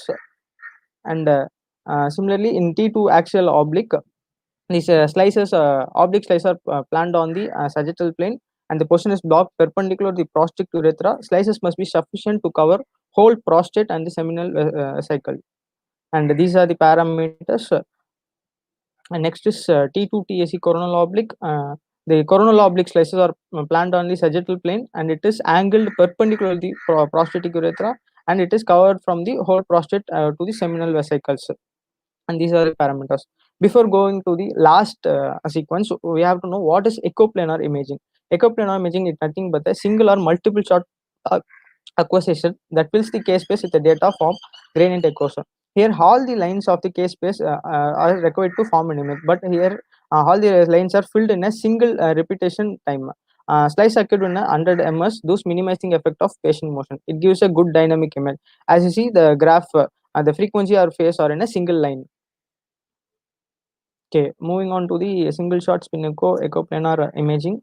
First, the axial oblique slices are on this sagittal plane, planned on sagittal plane. The angle position block perpendicular to the prostatic urethra. It should be covered from the old prostate and the seminal vesicle. Okay, here the time repetition is 5000 to 6000 ms and T is 1000 ms and slice is 4 millimeter. Matrix is 192 into 192 and FO is 200 to 250 centimeter. Okay, here B value, as I said, the B value, which is a degree of diffusion. Here 0, 500,000, and ideal B value must be from 0 to 2000. We can fix. Okay, the first image, it shows that the T2 weighted image. As the arrows, you can see that the see there's a low signal in the right peripheral zone at the level of some midgland. When we are applying the B is equal to 50, you can see there is a tumor. In the tumor, the signal intensity is increased and it shows in a hyper intensity mode. As we increasing the B value, the intensity of the tumor gets increased. When you see the C, B is equal to 1000, you can see the contrast between the tumor and the normal peripheral zone. And ADC mapping, you can see the ADC mapping. ADC mapping is next slide. Okay, quantitative analysis with diffusion weighted imaging and apparent diffusion coefficient mapping. Okay, what is ADC mapping? Okay, ADC is calculated during the post processing with at least 2 different values. We should acquire B values with at least 2 or 3 images. More accurate ADC value can be obtained using more DWI with at least different B values. The final image with different ADC value calculated for each pixel of an image, it is referred as a ADP map, ADC map. The region with more restricted diffusion and therefore higher DW signal show lower ADC values. Okay, let's moving on to the cases. A 71-year-old man with a prostate cancer, Gleason score of 4 plus 3. Okay, what is Gleason score? It's grading of a prostate cancer. And first image is a T2 weighted image. It actually shows there is an hypointense focal area on the left apex of the transition zone. When B value is applied 1000, you can see there is an slightly increased in the left transition zone. When we are applying B value is equal to 2000, the noise ratio of it decreased, but the signal intensity of a tumor increases from the benign tissues is more evident. And finally, ADC mapping is calculated. You see there is an decreased single intensity on the left apex in the transitional zone. And the next case is a 69-year-old man with a prostate cancer of Gleason 3 plus 4 score. Okay, first is T2 weighted imaging. You can see there is an hypointense focal on the left mid gland of a peripheral zone. And when you apply B is equal to 1000, you can see there is an increased intensity of the tumor. Similarly, when the value is getting increased, the intensity of the tumor get also increases. And finally, ADC map is acquired. Okay, coming to the advantages and disadvantages of the diffusion weighted image. First, advantage, it is a short acquisition because it is an echoplanar imaging, so we get a short acquisition, and there is no need of intervention and administration of contrast media like gadolinium, because as we getting the tumor enlightened because of the applying B value, so there is no need of contrast media, and it has the ability to study the diffusion of water molecules that indirectly reflect the tissue salinity. Okay, disadvantages of DWI. T2 shine through effect may occur because of the long T2 decay and susceptibility artifact at tissue boundaries and at areas of hemorrhage. Okay, conclusion. DWI is a potential use in prostate cancer detection and localization. It demonstrates the restriction, diffusion, and reduction of ADC values in neoplastic tissue from the normal tissues. And this technique allows short acquisition time, provides high contrast resolution between neoplastic and normal tissues.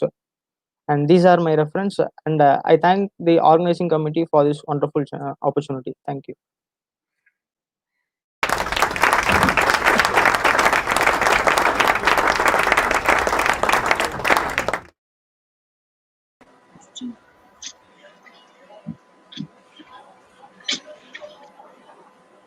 Of prostate cancer. Yes, Harminder sir, your question, please. Nice presentation, Arvindanji. One question is there. In your slide, you are saying that permeability of the membrane is increasing, and at the advantage in the diffusion, you are saying that no intravenous contrast is used. In the advantage, you are saying, na? So Yes, sir. how we can measure the permeability without administration of the intravenous contrast? Sir, what's the last? How do you measure the membrane permeability without administration of the intravenous contrast? Sir, when the B values get increased, it highlight the tumor in hyperintensive. Sir. So there is no need of contrast. That is fine. In the advantage, you are saying that no need of intravenous contrast. But in the first, second or third slide, you are saying that membrane permeability of the tissue is increased. Then how we will measure the membrane permeability of the tissue without administration of the contrast?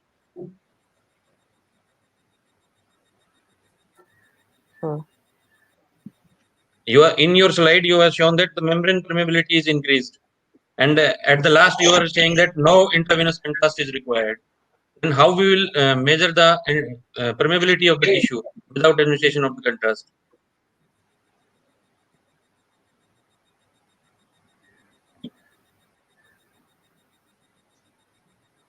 Okay, you are choosing the different B values in the diffusion. How will you select the B values? In one scan you are choosing 1000, and at the one level you are showing 50 B value, and another you are showing 2000. So how we will select B values in the different patient, different B values? Sir, as I said, what is the criteria for B value? Sir, what is the criteria Gleason for score, B value sir. in different patients? The Gleason score, sir, for prostate cancer. On basis of that, we will. What is the optimized B value in the prostate we have to apply? From 50 to 1500, sir. 1500. Okay. Nice presentation. Thank you. Hi, Ravinder. Actually, hello, even I had the same query as I think Harminder sir has asked you. What is the optimum B value for DWI value image prostate? I was also going to ask you the same thing. So each when you use DWI or DTI with specific disorders related to different areas, a very specific set of protocol has to be set with the fixed B value. So sometimes it varies from machine to machine as well, depending on the Tesla 1.53. So optimum B value also, when you talk about this topic next time, try to focus more on optimum B value for like for example prostate cancer. Otherwise, it is a good presentation. Good luck to you. Okay, sir. Thank you. Hi, Arvindan. Very hello, nice ma'am. presentation. Okay, Thank just one small question I have. See, as your topic says that it is diffusion-weighted imaging for evaluation of prostate cancer. Any other thing which you can evaluate by diffusion imaging? Anything else other than cancer? Any other differential can you do by doing diffusion imaging? I'm sorry, ma'am. Okay, as your topic says that diffusion imaging in evaluation of prostate cancer. For any other yes, disease, is diffusion imaging used? For any other disease or any other differential? Yeah, yes, ma'am. We can, ma'am. For what? Can you just tell me one? Ma'am, you're asking in prostate region, ma'am. Not only in prostate, in anything else. Diffusion imaging is used in what all areas? Ma'am, we can see liver, ma'am. Okay. We can see the liver conditions like we can see, and it is used for musculoskeletal imaging also, ma'am. Okay. Oh, thank you. Thank you. Nice presentation. Keep it up. Thank you. Okay, Arvindan. Good presentation. All the best for your future life, beta. Thank you. Yeah. So out of 6, we have completed with 4 presentations. The 5th presentation for this 10th session will be by Siddhi Ghari. Again, she is a 3rd-year student of BSc in radiography at Grant Government Medical College and Sir J.J. Hospital, Mumbai, Maharashtra. And her topic is Role of MRA in Stroke. Yes, Siddhi, you are ready with that? Yes, sir. Okay, beta, all the best for your presentation. Thank you so much, But sir. before you start, let me take the opportunity to thank Sanrad Medical Systems and Akfa Healthcare to support us for this X125 by heart. Congratulations and thanks to Sanrad Medical Systems and Akfa Healthcare. Thank you, both of the companies. Yes.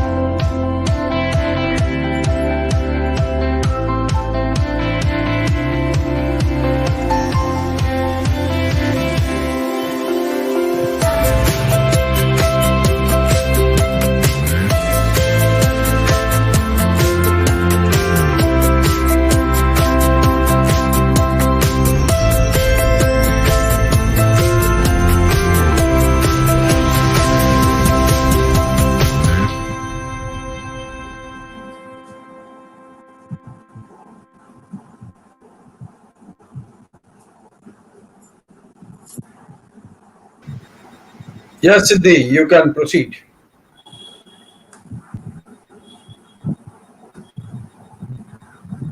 Good afternoon and thank you for joining in.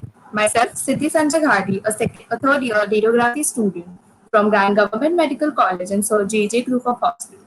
And today I'm going to present a small presentation on role of MRA in stroke. Now, let us first start by stroke and its type. Stroke is a generic term that describes a clinical event characterized by sudden onset of neurological deficit. It is a medical emergency and a prompt treatment is required. There are more than 1 million cases of stroke in India per year. There are three main types of stroke: transient ischemic attack, which is caused by the temporary clots; ischemic stroke, which is caused by the blood clots; and hemorrhagic stroke, which happens when the blood vessels bursts. Now, the MRA plays an important role in the diagnosis of stroke. MRA stands for magnetic resonance angiography. It is a type of MRI that usually assess the abnormalities in the arterial blood supply of the brain.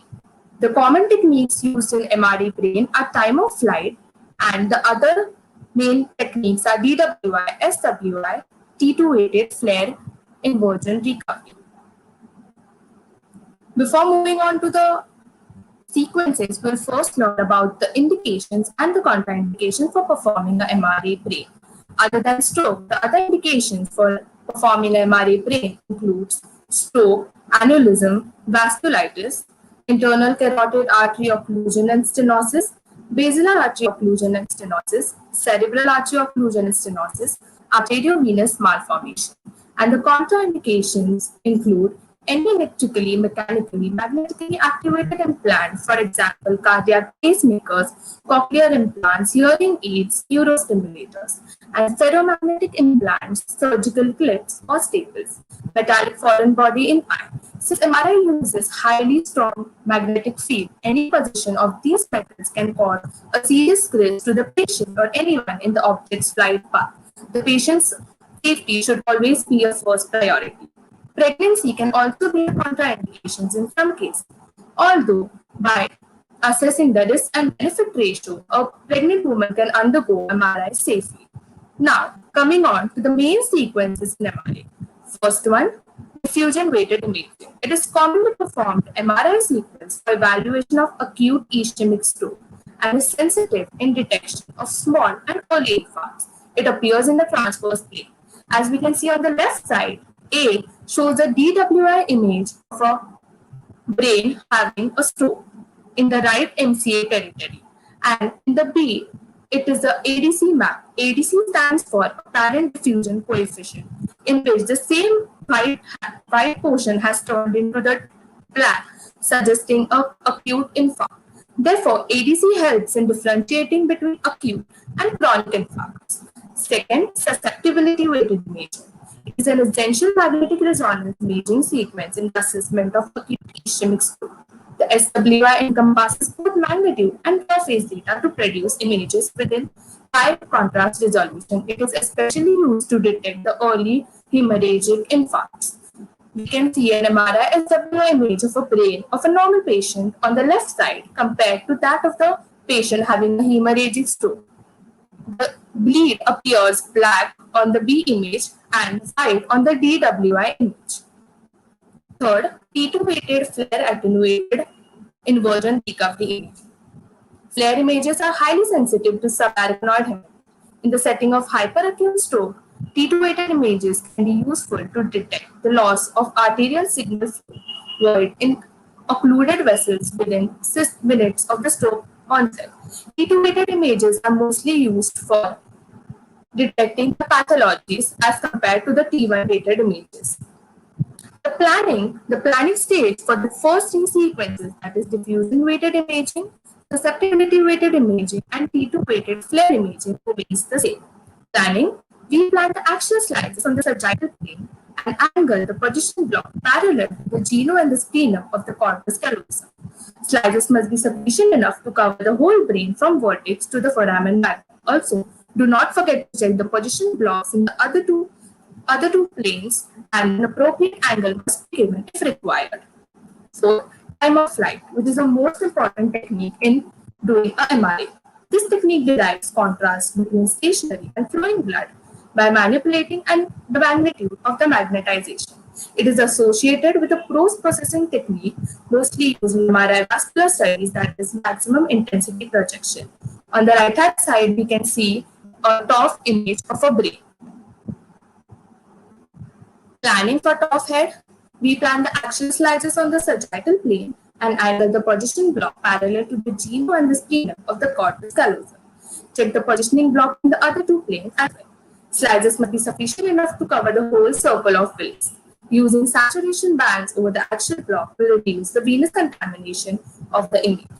With a TOF head, we also do the evaluation of neck vessels, and the planning for TOF neck includes we plan the axial slices on the sagittal plane and the position block perpendicular to the carotid arteries. Check the position block in other two planes. Slices must be sufficient to cover the head and neck vessels from corpus callosum down to the arch of aorta. It helps us to assess if there are any abnormalities in the neck vessels. We can see on the right-hand side a neat image of a neck. Here, the arch of aorta is divided into three parts: left subclavian, left common carotid artery, and brachiocephalic artery, where the brachiocephalic artery further divides into right common carotid artery and right subclavian artery. Advantages of MRI and limitations of MRI. The advantages include it is a non-invasive imaging technique that does not involve exposure to ionizing radiation. Detailed images of blood vessels and blood flow can be obtained without having to insert an IV catheter into the blood vessels. That is during the intervention. Even without contrast material, MRI can provide a useful, high-quality images of many blood vessels. Like advantages, there are some limitations of MRI, which includes, like CT angiography, MRI is not able to see and capture images of calcium deposits within the blood vessel wall. MRI images of some arteries may not be as clear as catheter angiography images. In particular, the small vessels may be difficult to assist. I hereby end my topic by concluding that we learned from the above slides how MRI can be useful to diagnose stroke. Diffusion can help identify the patient has acute or a chronic stroke. Susceptibility weighted imaging can help understand whether there is a bleed. We can recognize if there is any plaque present, hard or soft, from angiography images. The presence of the soft plaques can be treated by doing an interventional study and therefore reducing the chances of recurrent stroke episodes in the future.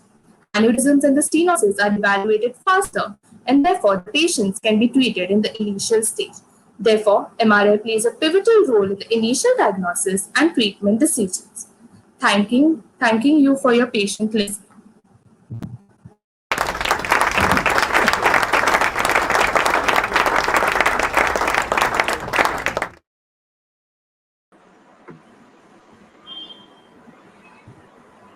Hi, Siddhi. Hello, sir. It was a very good presentation. And Thank you, sir. can you tell me how important is SWAN sequence or susceptibility weighted imaging in stroke? Sir, it helps to understand if the stroke is hemorrhaging. Like we can see if there is a bleed in the susceptibility weighted. The bleed appears black on the susceptibility weighted images in the MRI. Okay, so SWO is basically to look out for microbleeds. Okay, yeah. All Yes, the best sir. to you. Good presentation. Thank you, sir. Thank you, sir. Hi, Siddhi. Nice presentation. Hello, sir. Thank you so much, sir. One question from my side. In contraindication, you said that pregnancy is contraindicated. In which trimester pregnancy is contraindicated for MRA? Sir, in the last few trimesters. Can't hear. Sir, in the last few trimesters, like on the 8th month or the 9th month. Okay. Which is the best sequence for AVM diagnosis? AVM can be evaluated in T2 weighted images.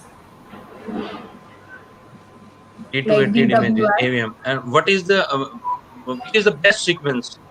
You explain about SWI, T2, diffusion, all that, and which sequence is the best for diagnosing AVM? So according to me, it should be flare. It should be flare. It should be better in SWI?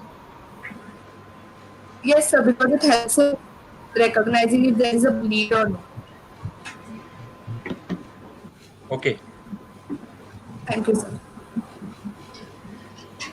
Hi, Siddhi. Good presentation. Hello, ma'am. Thank you, ma'am. Okay, just one simple question. In incidence of stroke, what is the peak time or during which, or a golden period time during which the treatment should be started?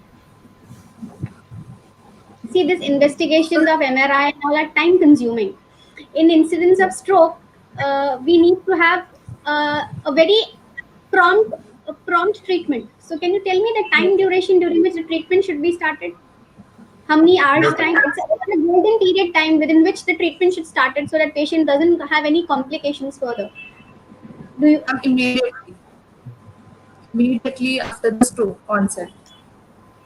Immediately after the stroke onset, ma'am. Okay. Thank you.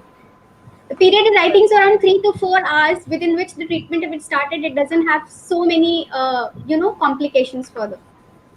Okay, ma'am. Nice presentation. Very well. Thank you, ma'am. Thank you, ma'am. Okay, Siddhi. Appreciated by all judges and most of the audiences. A good presentation. Thank you, sir. Yeah. A notice for our viewers. Most of the questions are very good from our viewers, but unfortunately, it is not in our schedule to take these questions. But we very respectfully take these questions, and if get a chance, we will answer those. Dr. Rishi is again here with us with very good comments, very good questions about our, yes, Dr. Rishi, Mukesh. Thank you. Thank you, viewers, for your keen support for X125. All the best, Siddhi, for your future life. Jai Maharashtra. Okay, next presentation is by Mansi Patel. Yes, Mansi, કેમ છો? બસ મજામાં. Very good. Manshi is from Anand, Gujarat, and she is doing internship in BMIT with Charusat University, and her topic is breast imaging. All the best, Mansi, for your presentation. Thank you, sir. You can start with your presentation after the countdown. Okay. Yeah.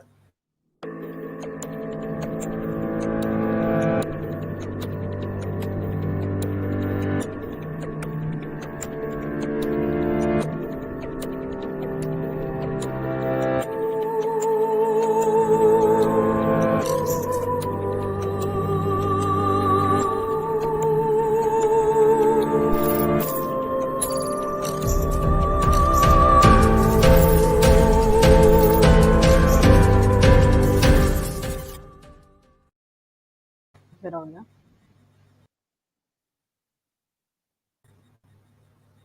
Hello, sir. Yeah, you can start with your presentation, beta. All the best. Thank you, sir. A very good afternoon to one and all present here in this live session. I am Mansi Patel from Charusat University, Gujarat. So it's October month and it's a breast cancer awareness month. And today I am going to discuss about the breast imaging. So what is breast mammogram? Breast mammogram basically is a study of a breast, and it is and there are various methods for using a variety of technology as described in detail below: 2D mammogram, 3D mammograms, EM, that is contrast enhanced mammogram, and CT laser mammogram. CT laser mammogram is the advancement. So now start with the basic normal breast anatomy. Lobules, the glands that produce the milk, ducts that carry the milk, and nipple, the opening for the milk, and aula, the circular portion around the nipple. So indications: when you see the symptoms listed below, then you have to undergo the mammogram immediately. Screening of asymptomatic patient: pain, tenderness, swelling, nipple discharge, calcification, benign and malignant abnormality, breast lump, ascites, calcium phosphate, and and contraindication. That means when you don't undergo the mammogram, that is inflammation, woman with reproductive age, and severe nipple discharge. So basic patient preparation is needed, and the patient requested to take a proper bath, no deodorant or powder under the arms or breast. Patient should be in hospital ground, previous report if any, maintain the patient privacy, and ask if she is pregnant or breastfeeding. So now starting with the 2D mammogram, it is a conventional digital mammogram, and it takes the picture basically from the side and the top view. Side view, that is the CC, and from the top is MLO view. It works on the principle of X-ray tube, and the radiation dose is 0.4 millisievert per scan, and the compression is basically the higher according to the DBT. DBT is the digital breast tomosynthesis, and Paul's pathology can be seen due to the overexposure. And in 3D mammogram, it is also known as the digital breast tomosynthesis. Multiple images are taken from the breast at different angles, that is from 15-degree to 50-degree arc movement, and it works on the principle of CT scan, and radiation dose is 0.5 to 1 millisievert, and better sensitivity and the visibility of pathology.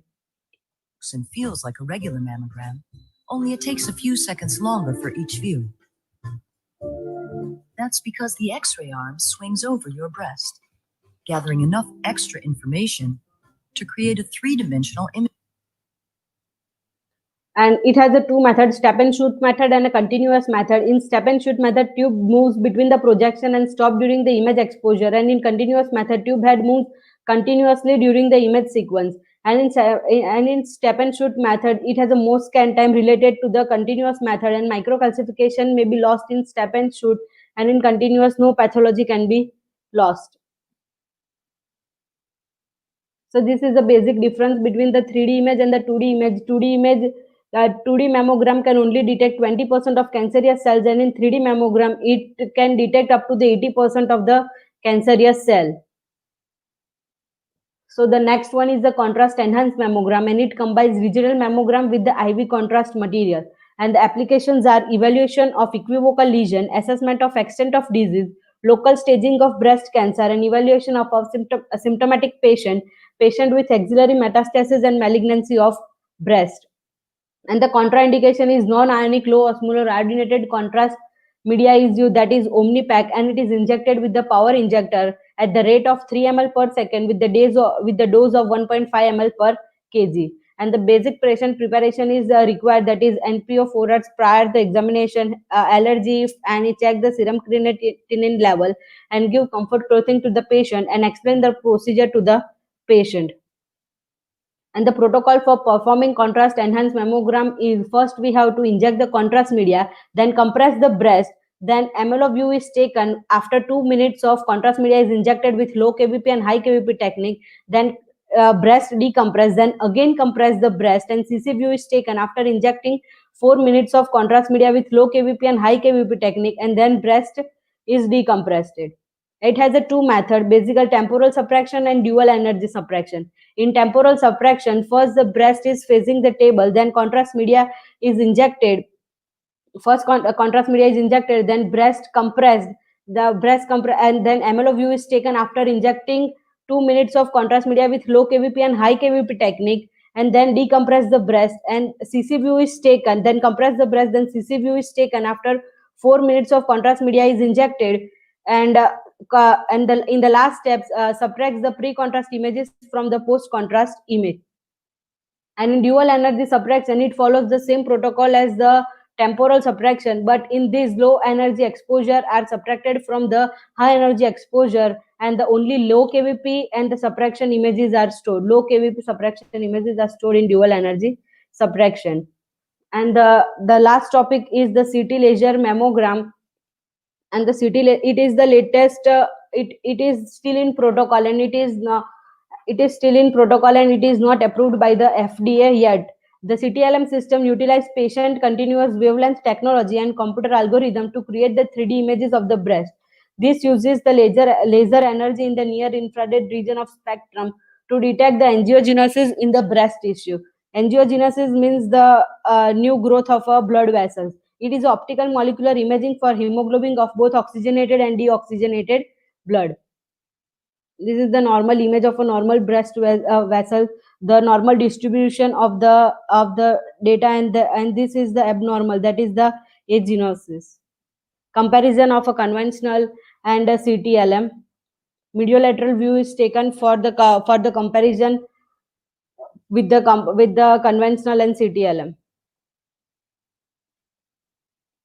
Advantages are, it does not use ionizing radiation like in the case of mammogram, and it has a higher sensitivity, and it does not require contrast agent. Patient discomfort is minimized and no breast compression is required. It is easy and inexpensive to operate. Disadvantage is it is not approved by the FDA approval, and radiologists need high skills to distinguish the agenosis from the normal tissue. And so BIRADS stands for the Basic Imaging Reporting and the Data System, and BIRADS is a scheme for putting the findings from the mammogram screening into the small number of well-defined categories. The BIRADS assessment categories they are divided into the 7 categories, and the listed below are the categories. 0, that is incomplete. First is negative, that is no change in lump or no change, no detection of lump or no change. Then the second is benign finding, that is abnormal findings. We find the abnormal finding probably benign. That means patient have to undergo the mammogram after 6 months and suspicious abnormality. In the fifth step, the breast cancer detection, maybe the breast cancer development is started, and it is further divided into the 4A, 4B, and 4C. 4A means the low suspicion of malignancy, 4B means the moderate suspicion of malignancy, and 4C is the high suspicion of malignancy. And highly suspicious malignancy means the patient has the breast cancer symptoms, and it may have to undergo the biopsy. And the last one is known biopsy with proven malignancy. That means the biopsy has proven that the patient has the breast cancer, and a patient have to undergo the procedure for the breast detection. And the breast cancer screening. The current recommendation from the American Cancer Society, that is all women have to undergo the mammogram after 40 years of age every month. And if you have to stay healthy, then above the age of 40, you all have to go to the mammogram every year for living a healthy life. Thank you.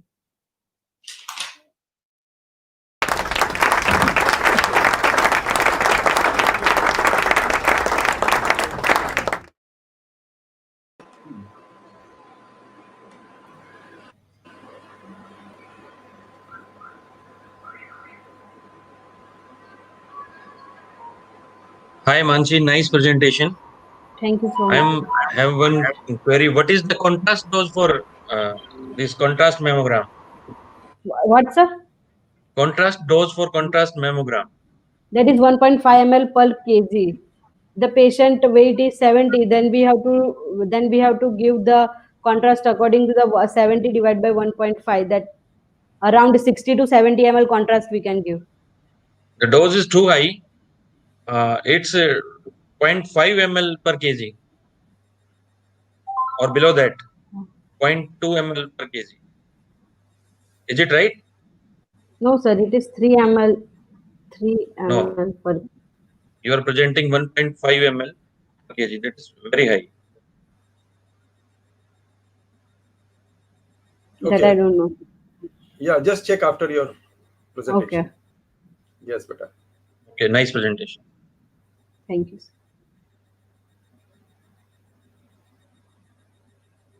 Dr. Rahul, you are muted. Please unmute yourself. Yeah. Hi, man. Very good presentation. And, Thank you, I sir. just have a question to you, maybe beyond the scope of the topic, but it would be good if you answer. Can you tell me the role of DWI in breast imaging using MRI? DWI in breast imaging. How useful it is? No, sir. Okay, you can just go through that. I think DWI with different B values are also very informative in breast MRI. Okay, yeah. Thank you. Yeah. Good luck to you. Thank you, sir. Just one simple question. Can you tell me what is the role of compression in doing mammogram? Why are we always emphasizing on giving good compression in doing a mammogram? What is the Because role of when we compression? don't give a good compression, then pathology may be lost and false pathology can be seen.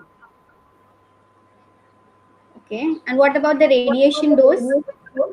In 2D mammogram, 0.4 millisievert per scan, and in DBT, digital breast tomosynthesis, that is 0.5 to 1 millisievert per scan. Okay. Nice. Thank you. Thank you. Yes. So good presentation by Mansi Patel. Thank you, sir. Yeah. So with this, we have completed with our 6 students for this 10th session. We have our judges, Dr. Rahul Kotian, Harminder Yadav and Rubina Sayed ma'am. May I request Dr. Rahul to speak few words about the presentations, about the show, about X125. Dr. Rahul, the mic is yours. Yeah, thank you so much for the opportunity. First and foremost, I take this opportunity to congratulate and compliment SIR and the entire team, especially Shankar Bhagat sir and Triloki sir, for organizing such a advanced, well planned and very sophisticated online PowerPoint presentations for the students. And this is not only a very good platform where we all unite every Sunday, as we all talking about it previously, but it is also we share a lot of knowledge with each other. The students are our budding imaging professionals who are going to be, future professionals in the future. So it's a very good opportunity and platform for them. And secondly, as I always, talk about my profession, medical imaging, radiography, it is such a profession which is growing every minute. Every minute there is something new which is being, which is new. Something new is being invented. Something new is happening. This is such a field which will not die for the next 100 years. Also, I feel. And if you see during the COVID-19 pandemic as well, we have been the frontline workers. The services which we render at X-ray, CT, MRIs is something which we cannot, compare with any other thing. As I always say, LRL professionals, especially medical imaging, is something which will always keep growing. And as the population keeps growing, there are more and more pandemics which are going to come. Imaging and other imaging modalities are going to be one of the most important thing. Hence, choosing a profession in imaging is one of the is a very good thing, and we all have a very bright future ahead. Even I started a career way back in 2005, where I was very interested in MRI, and that's the main reason why I chose a BSc medical imaging course at Manipal. and then I was so interested. I went on doing MSc, and my hunger for knowledge never stopped. And I pursued my PhD as well. Even now, after finishing PhD, I'm not at all satisfied, and I think I should do more and more and help the society. I want the spirit and motivation to. I want to give the spirit and motivation to all my imaging young students. And you are in the right field. You can decide where you want to reach, and you can do whatever you want and become a very, very good and a successful individual ये with बोलना the help है। of with the help of this profession. So I again thank one and all for the opportunity. Thank you so much. Yes, dear friends, Dr. Rahul says you are in the right field. Of course, you are in the right field. But simultaneously, he said you have to update yourself every minute because the field is growing so fast. All the best for our buddy radiographers. And thanks to Dr. Rahul Kotian for accepting our invitation to be a judge for this 10th session of X125. Harminder My ji. pleasure. Hello, Namaskar. Namaste, sir. First of all, I would like to thank you, Mr. Chairman, Sir Dr. Tirloki ji and Shankar Bhagat ji for giving me this opportunity. And this is quite helpful for all the radiographers, and this is the nice platform to present the different modalities here. In this pandemic, we have seen sometimes the laboratory tests are failed, but in CT scan, we have seen the uh, COVID positive patients which are having report negative. So this field is the backbone at all the clinicians and hospitals, and we are doing such a great job in our professions. And as Vibhu sir says that this the wonderful इमारतें जो है ना वो नींव पे बनती हैं. So thank you for this. Thank you sir. Thank you Harminder ji. इमारत कितनी भी खूबसूरत हो, जैसा कि आपने कहा, नींव मजबूत होनी चाहिए और यही कोशिश है हमेशा से रेडियोग्राफर्स एसोसिएशन ऑफ महाराष्ट्र और सोसाइटी ऑफ इंडियन रेडियोग्राफर्स की, कि हम नींव को मजबूत करें, अपने आने वाली पीढ़ी को मजबूत करें, और उसी का ये नतीजा है X125, the PowerPoint presentation competition online. Thank you sir. Thanks for accepting our invitation to be a जज. Thank you Harminder ji. Yes, Rubina ma'am. Yeah, good afternoon, sir. Good afternoon, one and all. First of all, I would really thank, great thanks to Mr. Shankar Bhagat ji and Mr. Mishra sir to give me this opportunity. I still remember the day when in 2004 when I went to Hyderabad for my first presentation, and today you're sitting in my room, I'm becoming a judge. So it's really a big history for me to be associated in field of radiography for so many years. And I'm really thankful to be a part of this association, and my all the best to all these students who presented. All students were very good. I really want to motivate them. It's a long journey, and we keep on learning and we keep on moving ahead. So each and every day is a learning day. So I really congratulate everybody, and to the entire X25 team, I'm really thankful to be a part of this. Thank you so much for giving this opportunity, and all the best to all the future radiographers and the students. All the best. Thank you so much. Great. Rubina ma'am, I also remember the day when you met me first time in the train while going to Hyderabad. Yeah. Yes, I was very happy to learn that you are from Mumbai and Lilavati. Yes. Great. And I also, as you rightly said, I also remember the days when we used to request our seniors to let us present at least for 10 minutes on the platform Yes. of Society of Indian Radiographers and all. It But was now really an honor. It's Great, really great. an honor for being from the stage of being a student to becoming a judge. It's really an honor. Thank you so much for giving this opportunity. All the Thank you. best. Yes, thank you. Thanks again, Rubina ma'am, to accept our invitation to be a judge for Thank you this. so much. The pleasure is always Thank you, mine. Dr. Rahul Kotian. Thank you, Harminder Yadav ji, and thanks, Rubina ma'am. Thank you so much. Thank you sir. very much. Thank you, thank you, thank you. Yes, friends. Our guest lecturer, and the guest lecturer is none other than our working General Secretary for Society of Indian Radiographers, ever smiling face, handsome, smart, Srinivasulu Siramdas. Namaskar, sir. Namaste, namaste. Very Yes, good friends. evening. Yeah, as I have already introduced you, Srinivas sir is our General Secretary, working General Secretary for Society of Indian Radiographers, and also former General Secretary for NIMS Paramedical Employees Union. He is working with NIMS as MR technologist. NIMS is nothing but Nizam's Institute of Medical Sciences, which is situated a very renowned institute of Hyderabad, Telangana. Srinivas ji is a MSc and also Bachelor of Education. He has postgraduate diploma in radiography and imaging technology and has a vast experience of 26 years in radiography. He is recipient of Swami Vivekananda Visishta Puraskar Award in 2011, and he is also a proud member of Environmental Committee for Telangana Chamber of Commerce and Industries. With these words, I welcome Srinivas sir for his presentation as a guest lecturer. And the topic for his guest lecture is Invisible X-ray to Visible Image. A nice topic, and I hope the presentation, and I'm sure the presentation will be a nicer one. Srinivas sir, the mic is yours. Most welcome. Thank you.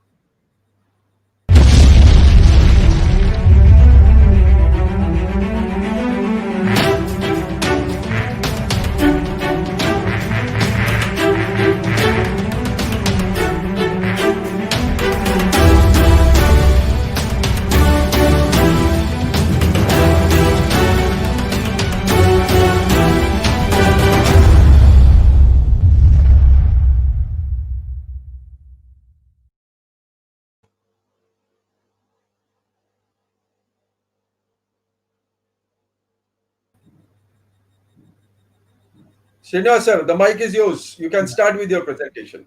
Thank you. Thank you. Yeah. Can you hear me? Yes, sir. Yeah. Very good evening. Yeah, myself, Srinivasulu Siramdas. I am working at Nizam Institute of Medical Sciences as MR technologist. So I think almost all of you know me very well. So my topic is invisible X-rays to visible image. So nowadays everything has become ready-made. So everything is available at our fingertips. So nothing to take a hardship. So everything become easy. But when we are doing our job, we should not forget the basics. So if somebody is asked how the X-ray image is formed, so we must be able to answer his question. A layman is asked a question, so how the invisible X-rays are producing a visible image. So in such case, we must be able to answer his question. So that is why I have selected this topic, invisible X-ray to visible image. So now I thank Wilhelm W.C. Conrad Rontgen for discovering X-rays 125 years ago. So all the radiographers, radiological technologists, and including radiologists, we have to salute him at this occasion. So we are almost completing 125 years of history. Then there are so many development took place, and we have all witnessed for all those things. Now, so when I come to my topic, so invisible X-rays to visible image. So what is the mechanism behind the X-ray image formation? I would like to try to tell so in front of you. So here, so there are so many modalities are there in our department. For example, conventional radiography and CR imaging and DR, direct digital radiography, and that is direct and indirect, both are there. And image intensifier, that is fluoroscopic image, and CT image is computed tomography image is there. If time permits, I can go for MRI and ultrasound, and I think time may not permit for us to go all the things in detail. So now I come back to the conventional radiography. Here, when it comes to conventional radiography, here just you know all very well. So just we are placing the patient on the table and exposing, and just below the patient there is a cassette we are placing and exposing and putting in the CR and getting the image. But how the image is produced? how the image, how the invisible X-rays are helping us to get the image. That mechanism we must know. Here, so when we take conventional radiography, so we use the cassette. So cassette is having a X-ray film in it. So the X-ray film is sandwiched in both in the intensifying screens. So intensifying screens are playing a vital role in producing X-ray image. Here, after next stage, we process the film in dark room. Nowadays, autoprocessor come. Now the autoprocessor also extinct. Now we have come digital radiography and everything. So much development took place in that. But we cannot forget the base past history. So we have to build the future in our past developments. So now we'll see one by one. So how the X-ray image is formed in conventional radiography. See here, what happens when a patient is exposed to radiation? So we are placing the patient on the table and exposing with giving some practice KVR, MS, we are selecting and exposing the patient. So now what happens? So suppose this is the patient. Now this is the source of X-rays and you are exposing.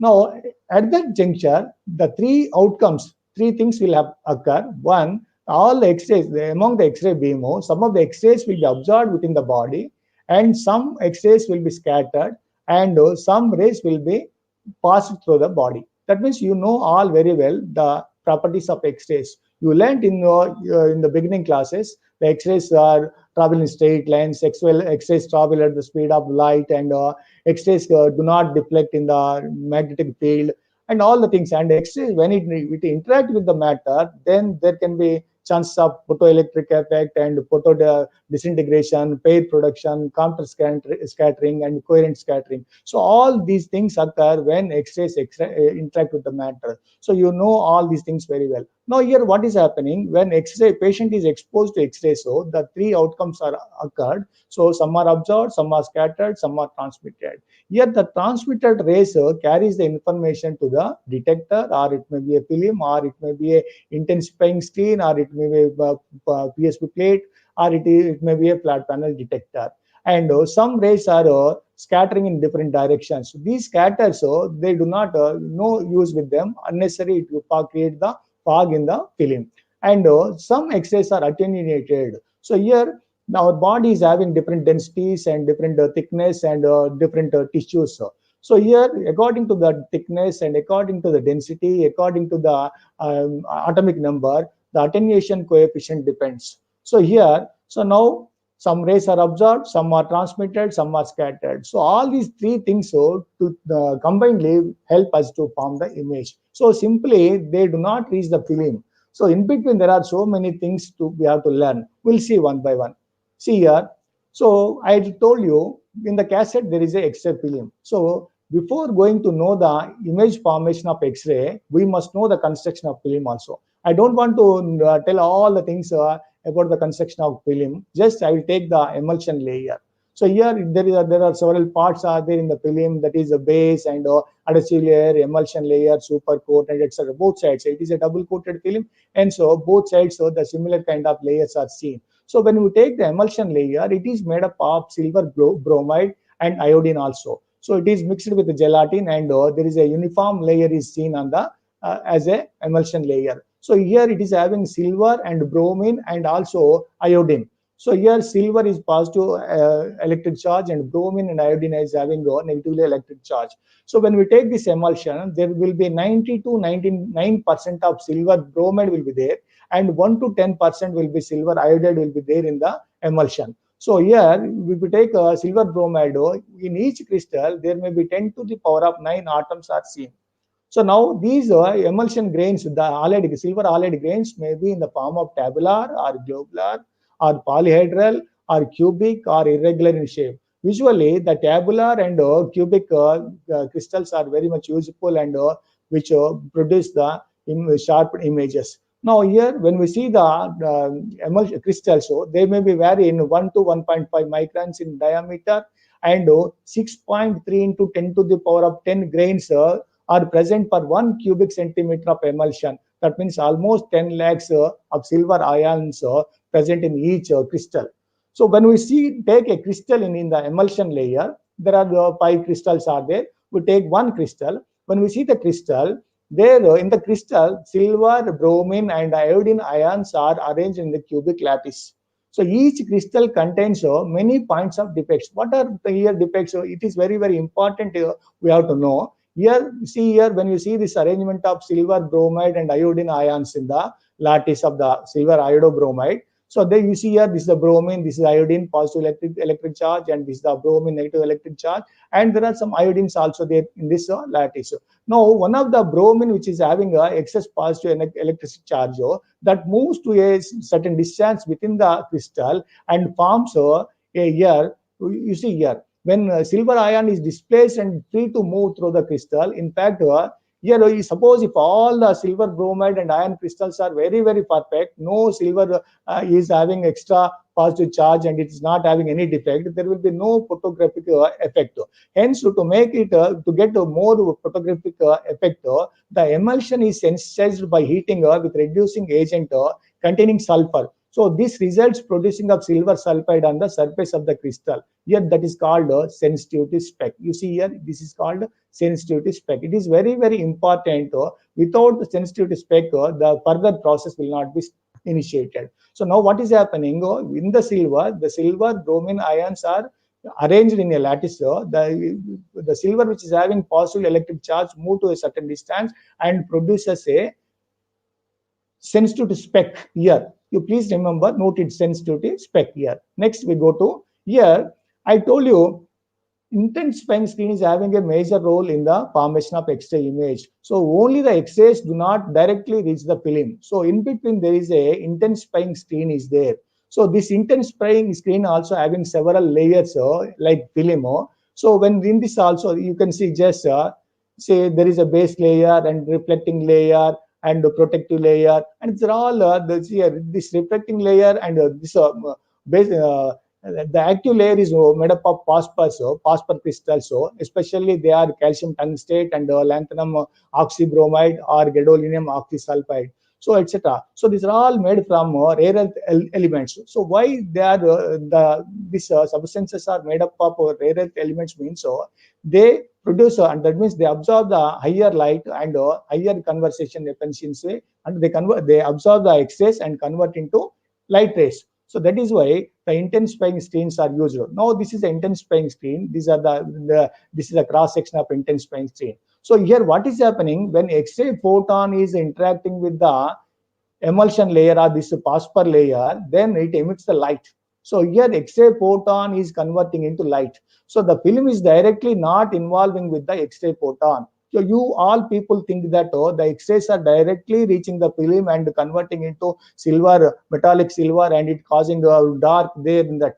So it is unlike that. See here, so 95% of the X-ray photons, that means they do not reach the film. Only 5% of the X-rays directly can reach the film, but the X-ray photon convert into light energy by using the intensifying screen. So this is where, because of this intensifying screen only, we can reduce the patient exposure dose. Now you see here, so the rare intensifying screens affect the X-ray photon by producing a larger number of light photons, and which ultimately decreases the MAs required to produce particular density, and hence it decreases the patient exposure dose significantly. So when reduce exposure dose means the KV MAs that also reduce means even the motion blur artifacts also reduced by using the intensifying screens. So now I would like to one more thing here. So when in the intensifying screen, the calcium tungstate, when it is used, it emits blue light. And when lanthanum oxybromide is used, it emits blue light. And gadolinium also used, then it produces green light. So you can see, you can witness this light. You make the dark X-ray room dark and open the cassette and place under the X-ray tube and give a short exposure. Then you so that you can see the screen emits the lights, different kinds of lights you can see. Okay. Next, see when you use the intensifying screen, say for example there are 100 X-rays are reaching the film, that means transmitted from the patient, then only 40% of the X-rays are absorbed by the screen. So when 1000 X-rays are transmitted through the body, then 40%, that means 400 X-rays are absorbed by the screen, and this 400 X-rays can be multiplied into light photons, so 400 into 850 times. That means 3,40,000. That means 400 X-ray photons convert into 3,40,000 light photons. And if you take this 3,40,000, 50% of the light photons can reach the film. So that means 1,70,000 photons can reach the film. So among that, the latent image centers can be formed 1,700 in that. So when you do not use the intensifying screen, if you use directly the film, then it exposes the 50 rays reaching, then only 5%. That means 1,000 X-rays are transmitted, only 50. That means 5% of the X-ray photons are reaching the film. Then the latent image centers are formed only 50. You please see the difference, 1,750. So in the same way, the exposure dose also reduced by using the intensifying screen. So now, what is latent image? Just now I told you, when X-ray photon do not involve with the phosphor ions. So now here there is a X-ray photon, so it convert into light photons by intensifying screens. So when the light is interacting with the bromine atom, the bromine is having a minor electric charge, so it releases one electron. The excess electron will be released, and that move to certain distance, that means towards the sensitivity spec. I told you in the last slide, what is a sensitivity spec? So one of the silver, which is having positive electric charge, that moves to a certain distance and remains there. So that is called sensitivity spec. This sensitivity spec hijacks the electron towards the sensitivity spec, and it become neutral. So here this is the excess electron combined with the silver and forms a silver neutral ion. So this one, the light photon combines with bromine, and the bromine releases one electron. This electron again combines with the silver and forms a silver neutral silver. So silver neutral ion. So the light photon interacts with the bromine, and bromine releases an electron. The sensitivity spec traps the electron towards it and become the negatively charged.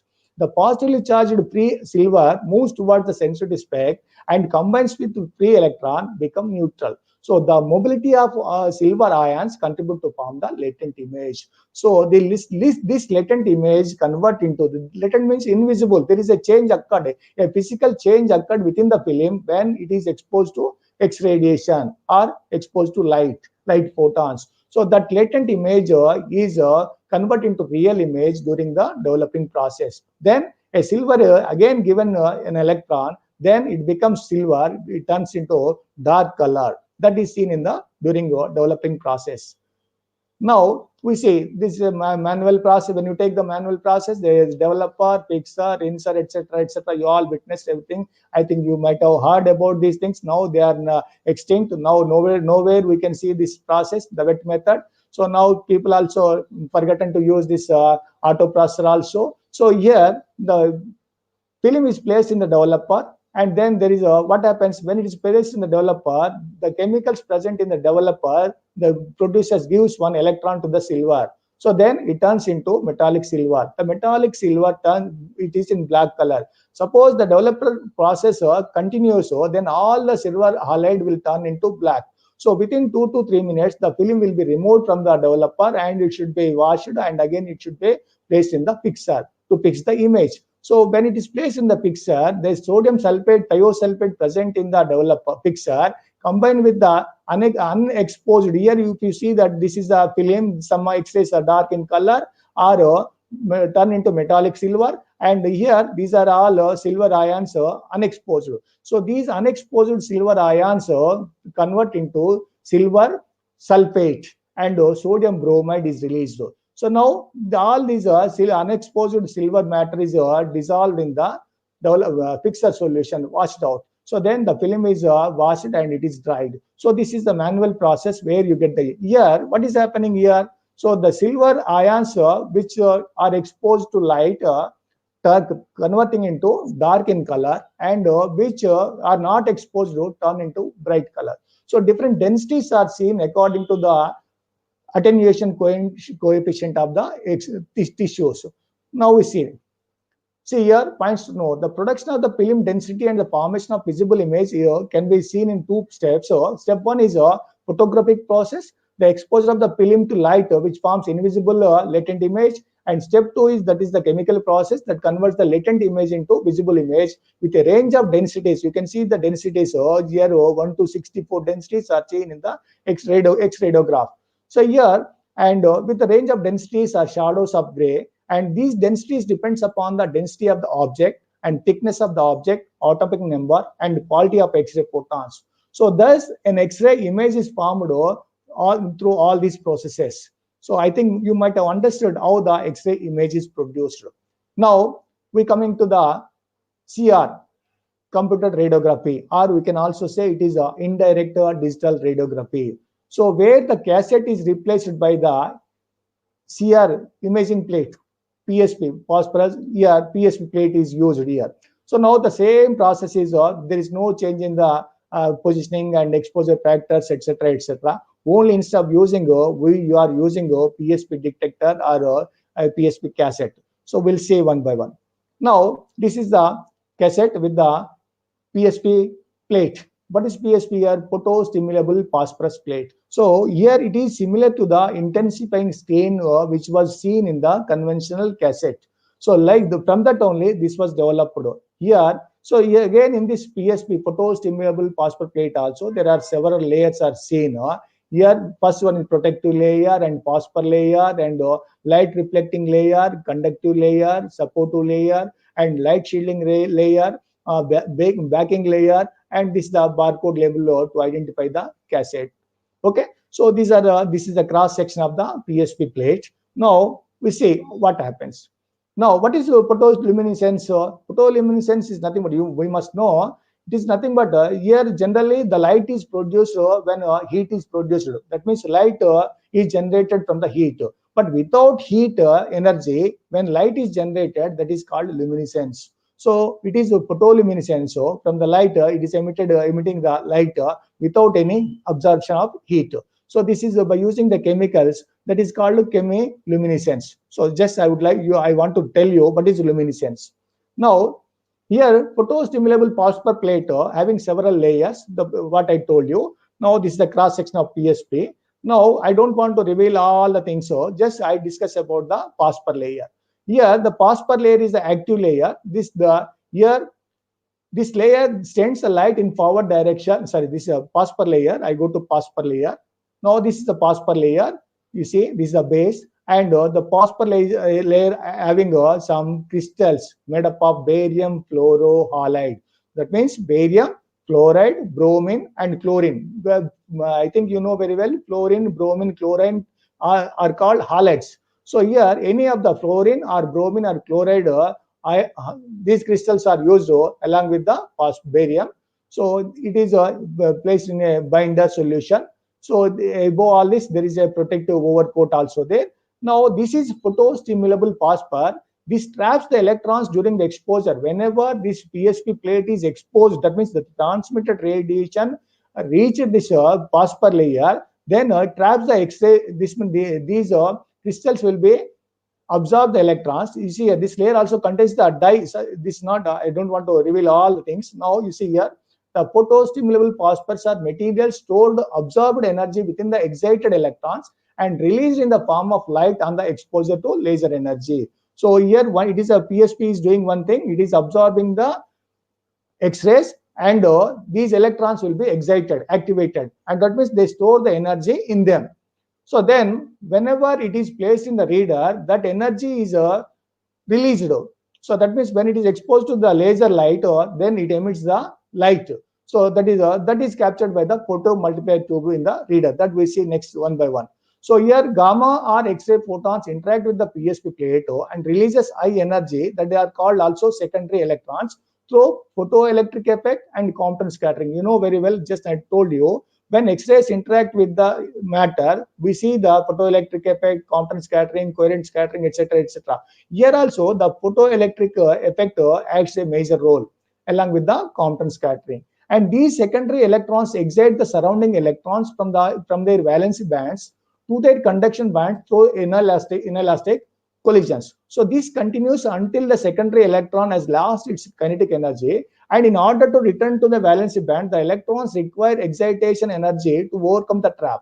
So these electrons excited to the conduction band again fall into the empty electron traps within the forbidden zone, which are created impurities in the material known as colored phosphor centers. So we have seen in the conventional X-ray film where we can say sensitive to spec.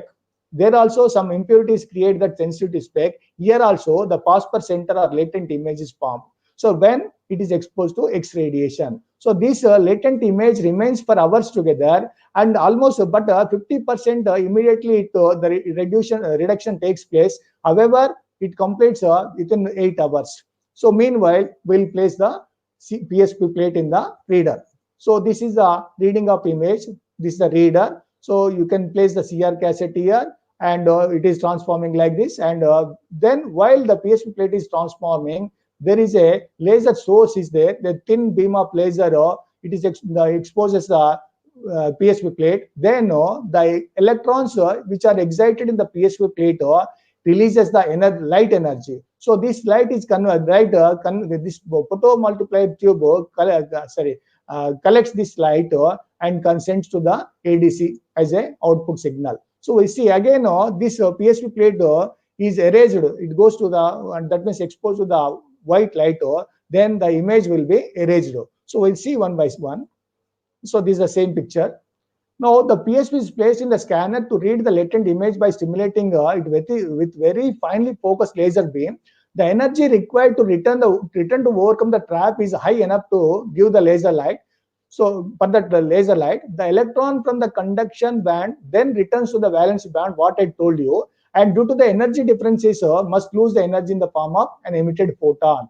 That photon is captured by the photomultiplier tube. This emit blue light within the intensity proportional to the amount of radiation received during the exposure. How much radiation received during the exposure, the same amount of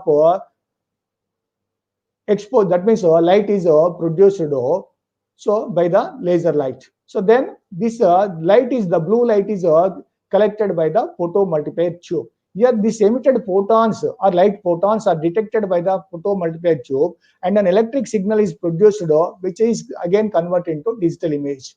So the PSPs are used to record and reproduce the latent X-ray image by absorbing the radiation.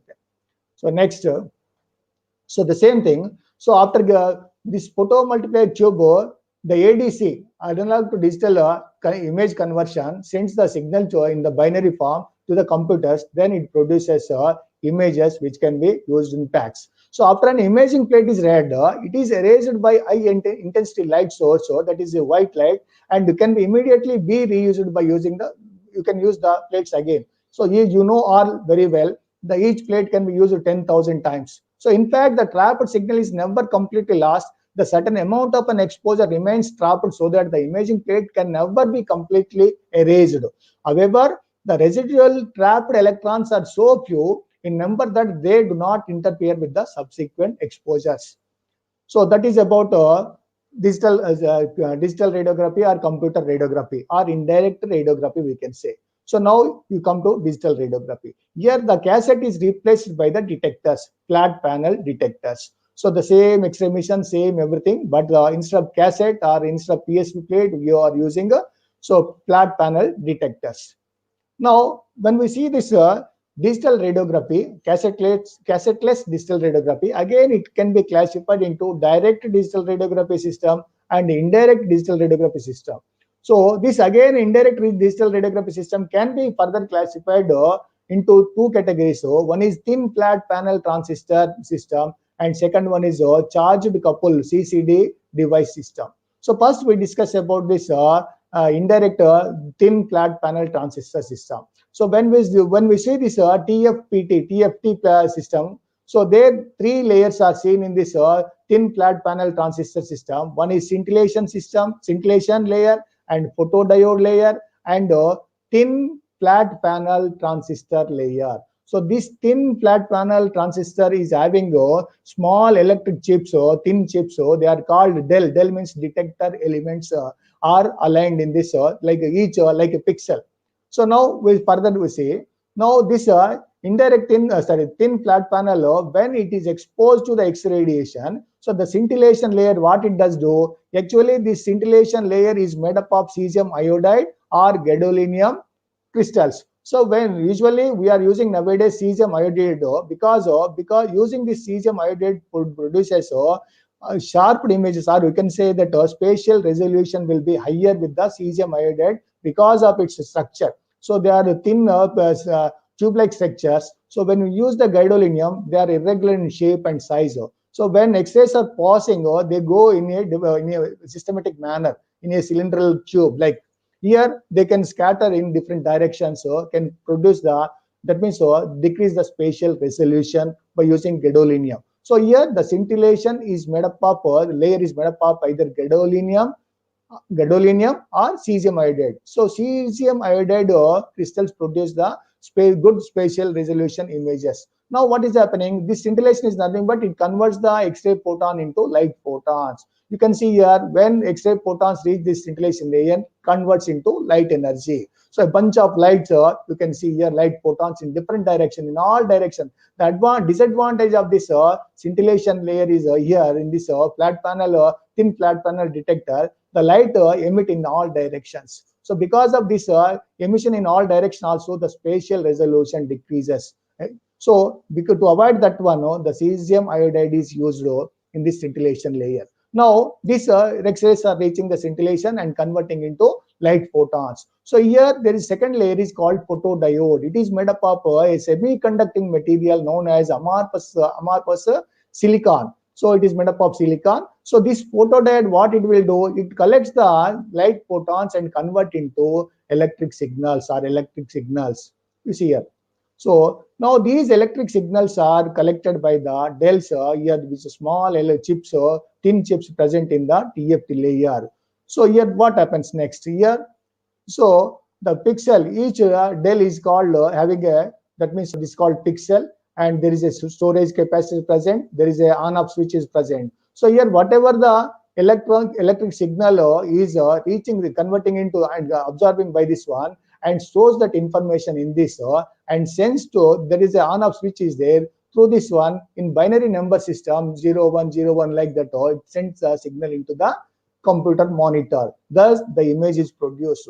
So I told here, depending on the pixel size also, the spatial resolution depends. Here, what is fill factor? Here, suppose the pixel size is bigger, here this pixel size is smaller, the occupancy of this pixel in this Dayal is lesser when it's compared to this one. So here the occupancy rate is more than this one. So when there is a higher occupancy, the spatial resolution will be more. When it is a lesser occupancy, the spatial resolution will be less. So this is called fill factor. Okay. So here the pixel sends the electric signal into in the binary system to the computer monitor, then it converts into image. So now next we come to the flat panel detector. So what is flat? Here the same thing. So it is another diagram of flat panel detector.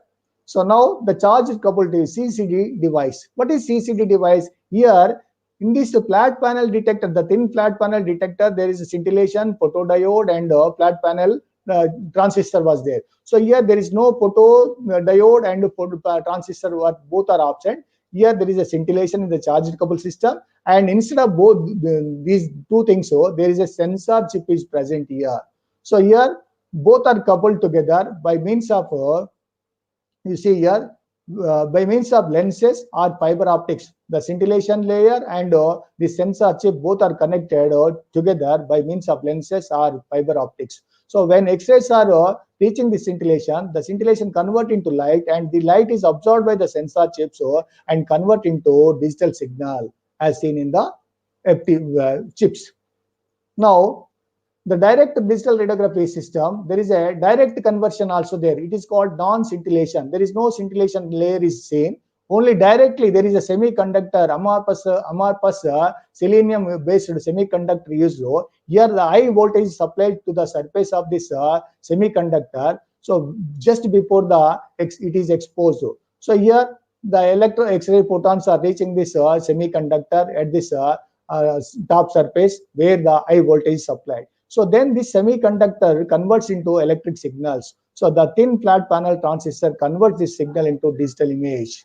So now when we see this one direct conversion, non-scintillation, this is the CCD tube, this is the indirect thin flat panel, all the three systems finally convert into digital images. Now come to fluoroscopic image. Now, till now, you learned how the X-ray image is produced in the conventional radiography and computer radiography and digital radiography. Now, the fluoroscopy also one of the unit where we produce the images. So here, this is the fluoroscopic unit. When you see this fluoroscopic unit, there is a table, X-ray tape coach, and below the coach there is a X-ray tube is present. Above the coach, this is the image intensifier, which is the main part in the fluoroscopic unit.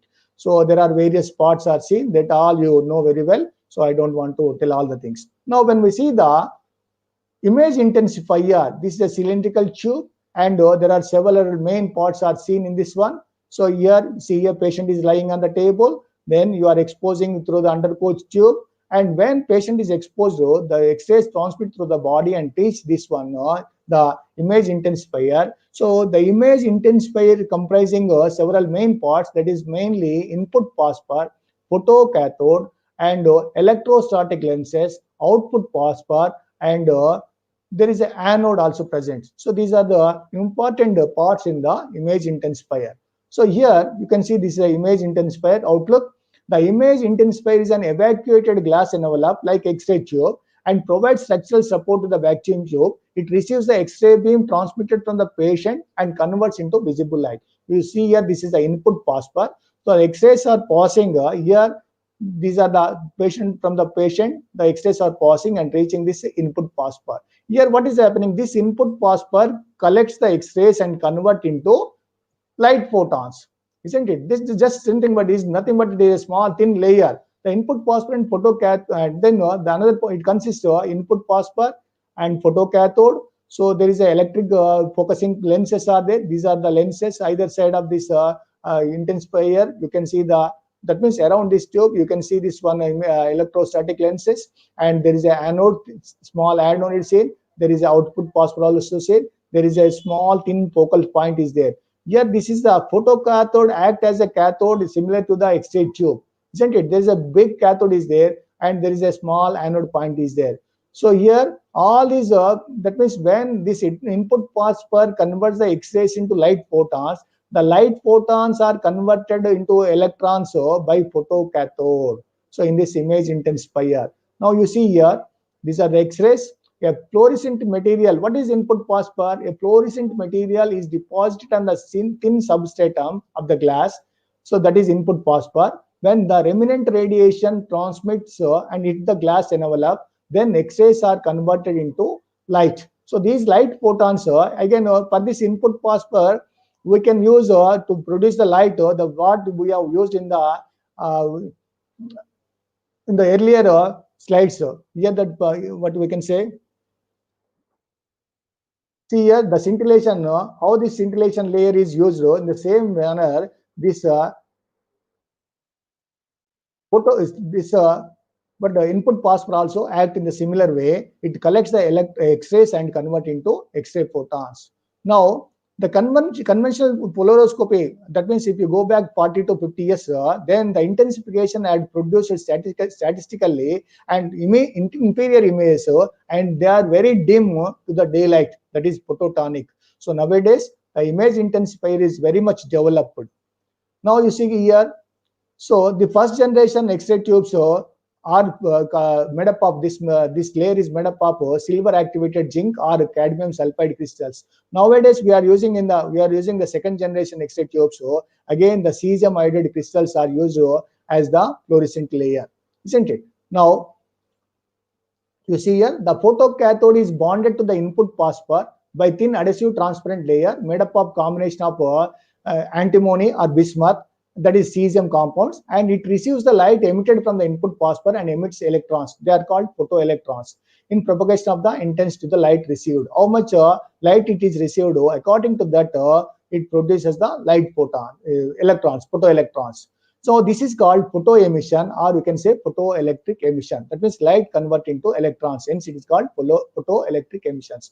So it acts as a cathode kept at ground potential. Here this photocathode acts as a cathode at ground level potential difference. Here there is an anode. It is that means the difference between the cathode and the anode, the potential difference will be 25,000 volts. Hence what happens, all these electrons produced moves towards the anode. So that can be speeded up by the electrostatic lenses, and also they control the X-ray beam. So you know very well, X-rays cannot be deflected in the magnetic field, but here X-rays are converted into light rays again convert into electrons. So these electrons can be deflected. That means this is the wide beam is there, and this wide beam is converted to narrow beam towards this anode. So here the concentration is wider, here the concentration is increased. Here because of this one, then the intensity of the electrons increases. Now you see here, there is a, what I told you, electrostatic focusing cup. What it will do, it is located either along with the this one image intensifier. It increases the voltage to the electrostatic lenses, will cause the electrons emitted from the cathode to focus into an extremely fine beam. So from this one photocathode to the electrons reaches towards the anode. So the electrons are focused to point called the focal spot. This is called focal spot. And electrons arrive at the output phosphor with high kinetic energy and contain the image of the input phosphor is minified form. So here there is a larger form and it is minified. So just because of this minification, the intensity will be more, so that the light will be more. The intensity of the light will be more. That means this is the brighter because of minified form. Now here you can see this accelerating anode. This is called anode. It is located at the neck of the intensifier, having a circular plate with the hole in the middle, which allows the electrons to pass through the output phosphor. So again, that output phosphor converted into light photons, and that light photons is connected to the TV or to the monitor. Then that can be displayed as image. Okay. Now the electron optics. What is the role of electrostatic optics here? The electron path from the photocathode to the output phosphor must be precise to pass through the anode. Here the photocathode is wider, anode is smaller. To precise this one, the electron optics control these electrons and tends towards the anode. So the pattern of electrons emitted from the large cathode and end of the image intensifier must be reduced to the small output phosphor by this one. This is done by the focusing lenses. Now you see here, when one X-ray photon, for example, thousands, billions of X-ray photons can transmit through the body, but we take one X-ray photon reaching this input phosphor, then it convert into 1,000 light photons. These 1,000 light photons again convert into each 50 photoelectrons. So these photoelectrons travels towards the anode, and again the output phosphor convert into each 3,000 light photons. So this can be converted to connected to the TV monitor. There you can see the image. So again, photocathode. Okay. Now electrostatic lenses, already I told you. So this is about the image intensifier, how the image is producing. You have seen in the image intensifier. Now come to see CT scan, computer tomography, how the image is produced in the computer tomography. Here I think you know very well, the computer tomography idea is generated in the year 1967 when I was born. So that is why I have used this picture. And so G.N. Hounsfield, so he discovered this one, who was working in EMI Limited, England, as a senior research scientist. So at that time, he is called this one as a computerized axial transfer scanning. So for that, he got Nobel Prize in the year 1979. So actually, this computerized axial transfer scanning when was introduced, then I was going to school. Then actually, in fact, in the year 1917 itself, John Radon, he demonstrated mathematically the reconstruction of object from multiple projections by using a mathematical formula. But he could not demonstrate. That is why, so again, almost 60 to 70 years took place to produce the images by using that formula. Here in the year 1970, Gordon et al., CT images were reconstructed with an iterative method called algebraic reconstruction technique, that is ART. Now you see here, this is the gantry, and you can see the X-ray tube which in the gantry, and it can rotate in all directions around the clock like this. So what is the, you know very well, so what is the basic principle of CT? Just now I told you, the internal, this is the patient body, the internal structure of an object can be reconstructed from multiple projections of the X-rays, multiple projections of the object. You can see here, this is the patient body, and from here, from 45 degrees, from 90 degrees, from 135 degrees, from 180 degrees. So in this way, in multiple directions, so by exposing that object, then the transmitted radiation, by measuring the transmitted radiation by using the detectors, we can reconstruct the image. That is the basic principle of the CT.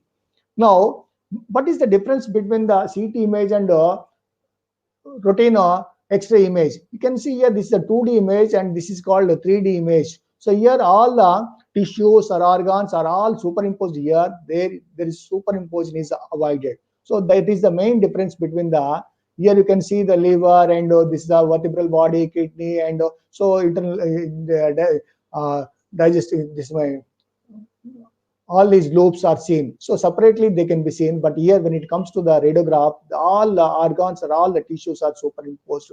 That is the main difference between the CT image and the X-ray image. So the disadvantage is the sensitivity of CT, subtle differences in X-ray attenuation, more and more radiation will be there in producing the CT image. Now you see here, so how the CT image is produced by using multiple projections. So one of the method is back projection image reconstruction. Back projection image reconstruction. So in this back projection image reconstruction, for example, we take a small black which is having a rectangular hole in the middle. So which is having, for example, 1, 2, 3, 4 like this, so four pink box cells like this. So it is exposed from this side and from this side. So when it is exposed from this side, you can see the X-ray should travel the 4 voxels, 1, 2, 3, 4. That means the attenuation coefficient of this these voxels may be 4. And when it is exposed here, this one 2, and this one 2. And when it is exposed like this, again 4 blacks are there. The attenuation coefficient you can say as 4. And here 2 blacks are there 2. And here 2 are there 2. And here 4 are there 4. So this way, when all put together, that means you can see here. So the 4 plus 4 8, and 4 plus 2 6, and 4 plus 2 6, and 4 plus 4 8. So this is the same way. All these blacks are given some number. The attenuation coefficient number is written, and by placing these objects one above the other one by multiple projections, that means from back projection, so you can produce the image like this. So this is called back projection image reconstruction. Okay. Next, there is another method is called iterative method. So in this iterative method, there are several steps are seen which can be expressed mathematically. So there simultaneous reconstruction or ray by ray reconstruction, point by point correction are seen. So simultaneous reconstruction, ray by ray correction, point by point correction. So how this is formed? Now we have taken in the last slide, there are 4 voxels are taken. Then each voxel have been given a number depending upon the attenuation coefficient. So for example, this voxel is having 3, this is having 4, and this is having 1, and this is having 8. So now from this 0 degrees, this black is exposed. So now when it is exposed, 3 plus 4, the attenuation coefficient will be 7 here, and here 1 plus 8 is 9. And again, it is exposed in multiple projections. Now it is turned to 45 degrees. The tube is turned to 45 degrees. Now again, this black is exposed. Then this 4, only 4 remains here, and 3 plus 8, 8 plus 11, and again 1. So now, then again it is again 45 degrees, so it is the tube is rotated. Then again this black is exposed. Then 3 plus 1, the attenuation is 4, and 4 plus 8 here, the attenuation is 12. Again at 135 degrees, again the same black is exposed. Then 3, and then 4 plus 1 5, and 8 plus 8. So this 3 5 8. So you got 794, sorry 79, 491, 12 and 4, 8 5 and 3. These are the attenuation coefficient of this black when exposed in 4 different directions. So you know all very well. Suppose here when you see the bone it is exposed, the attenuation coefficient will be there. So then air or something liquids or fat is exposed, the attenuation coefficient will be very less. So now, depending on this one, the voxel numbers are given 3, 4, 1, 8. Now you have seen when due to multiple projections, we got some numbers. So now again, what we are doing? So here you can see 7, 9, 4, 11, 1, and 4 and 12, 3 and 5 had come. So now we will add these 7 plus 7. We take another black, reconstruct the image by using 7 and 9, and again 7 and 9. So here 7 plus 7, 9 plus 9. So now you see here, now we have taken this one, 7979 is, we got 79, and again 79 is added, and now from this direction 4111, these will be added to this one, 4111. So 4 plus 7, how much? 11. 4, 11 plus 7, 18 plus 9. So this way here 18, sorry, 4 plus 7, 18. 4 plus 11 plus 9, 20, and 1 plus 9, 10. So this way again, the 4 and 12 are added to this one, 4 and 12. So 4 plus 18, 12, and 12 plus 11, 23, 4 plus 10, 14, and 12 plus 20, 32. So again, the 5, 8, 3, 5, 8, the last numbers we take, 3, 5, and 8. So 3 plus 22, we'll see in the next slide. 3 plus 22, 25, and 5 plus 23, 28, and 5 plus 14, 19, 5, 8 plus 32, 40. So this way we got some other numbers. Now 7 by 7, 18 by 11, 22, so now 25 by 28. Now what we have to do? So now we are added here. So 7 plus 7, 9, extra we added. So we want to remove this 7 plus 9, 16 from each voxel number. So here 25, 28, and 19, 40 we got. Now we remove this one, subtract this 16 from each voxel attenuation number. So here 25 minus 16 is equal to 9, and 28 minus 16 is equal to 12, and 19 minus here some number we have given. So okay, like this. So now what happens here? It is unable to see here for me.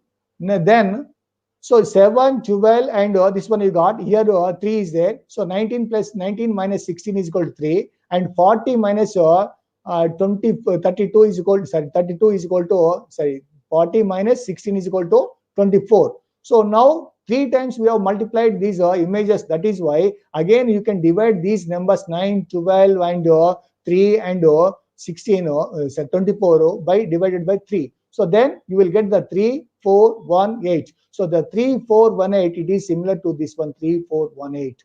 That means finally you are getting the original image which you have scanned. So by this iterative method, by using this algorithm, so you can reconstruct this image by using all these several methods.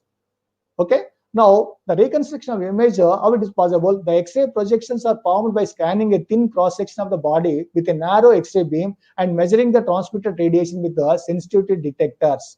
So the detectors does not form the image; it merely adds to the energy to all transmitted photons, and the numerical data from multiple rays and sums and then processed by the computer to reconstruct the image. So this is happening in computed tomography.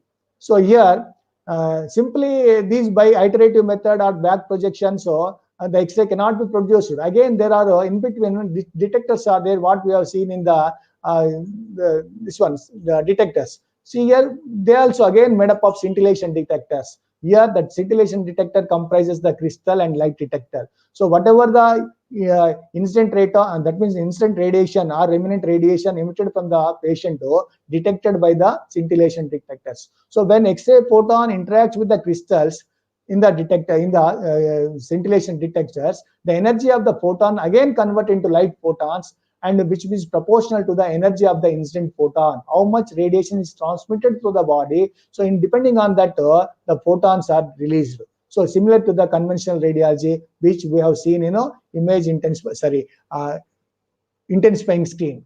So the crystals are different size and shape. They are polished and arranged as a clear glass of, or it is also called plexiglass, to facilitate the extraction of light. So the photomultiplier detects the light and converts into electrical signal, which is proportional to the energy of the decay photon. So then the ADC, analog to digital converter, produce the image on the monitor.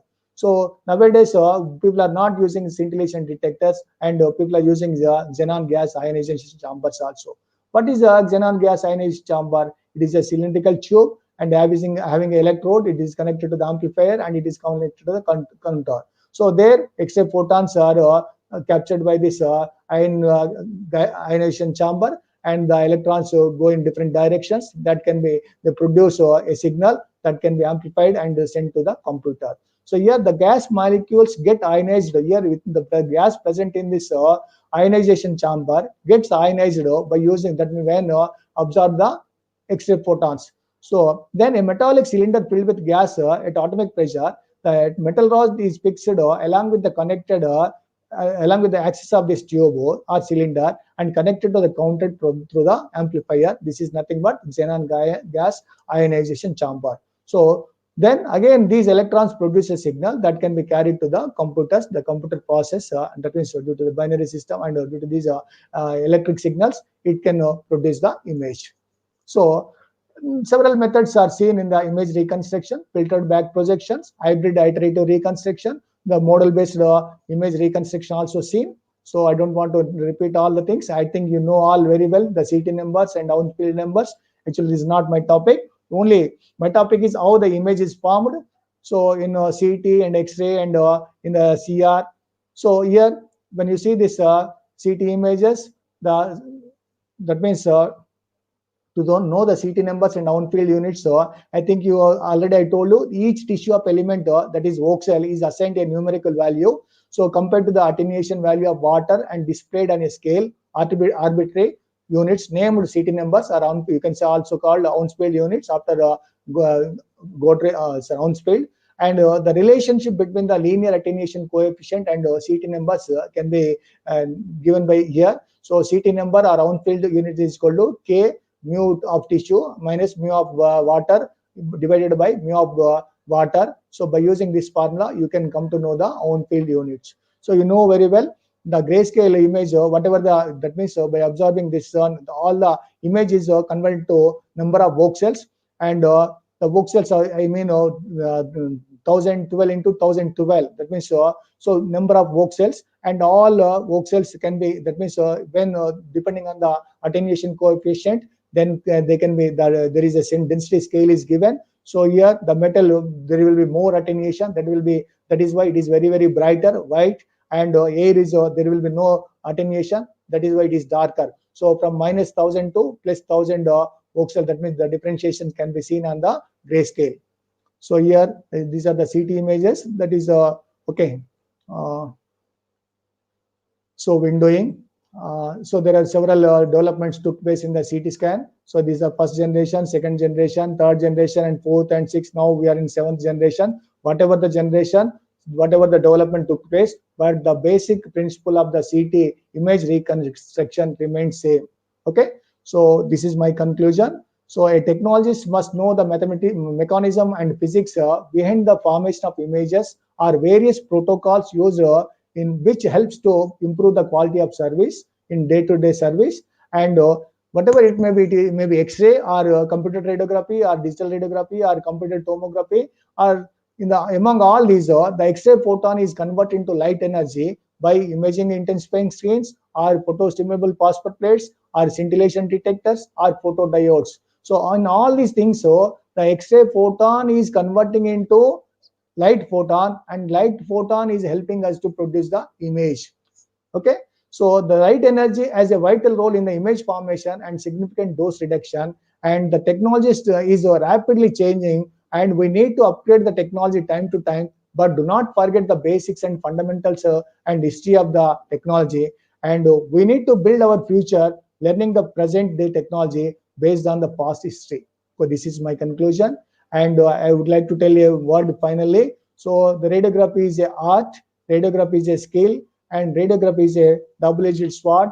So we need to respect the profession so that it gives us respect. If you use the profession with a quality and with a humble respect, and it also gives us respect. Okay. So respect your job and it respects you. So this is my thank you. Thank you very much, sir.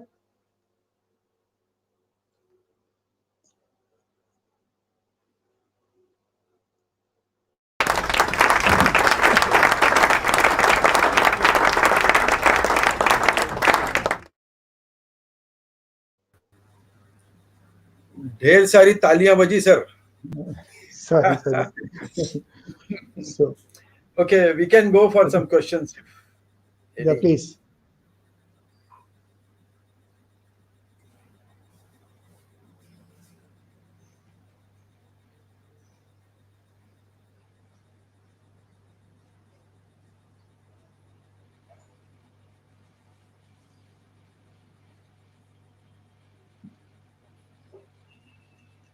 Please, sir.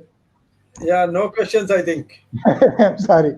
I think it's all the Everyone basics. has, sir. everyone I has revealed the basics. understood everything. Thank you. No, Great. thank you. So, this was the presentation by Srinivasulu Siramdas sir, the working GS for Society of Indian Radiographers. A nice presentation. As he rightly said, we should not forget our basics, whatever way we go, but we should never fail to understand where we have started with. Yes. We have almost crossed 125 years, but still we remember the invention of X-rays and when our seniors started working with these X-rays. Thank you, Srinivas sir. 100% your valuable thoughts will help out our students and also the members of Society of Indian Radiographers. Thank you very much. Thank you very much. So friends, we have completed the 10th session of X125. 25th October being Dashara Day, we will not have a session on the day. And so next we will be meeting on 1st of November. So do remember to join us for the 11th session of X125 on 1st November 2020 at 2 p.m. Till bye. Bye-bye.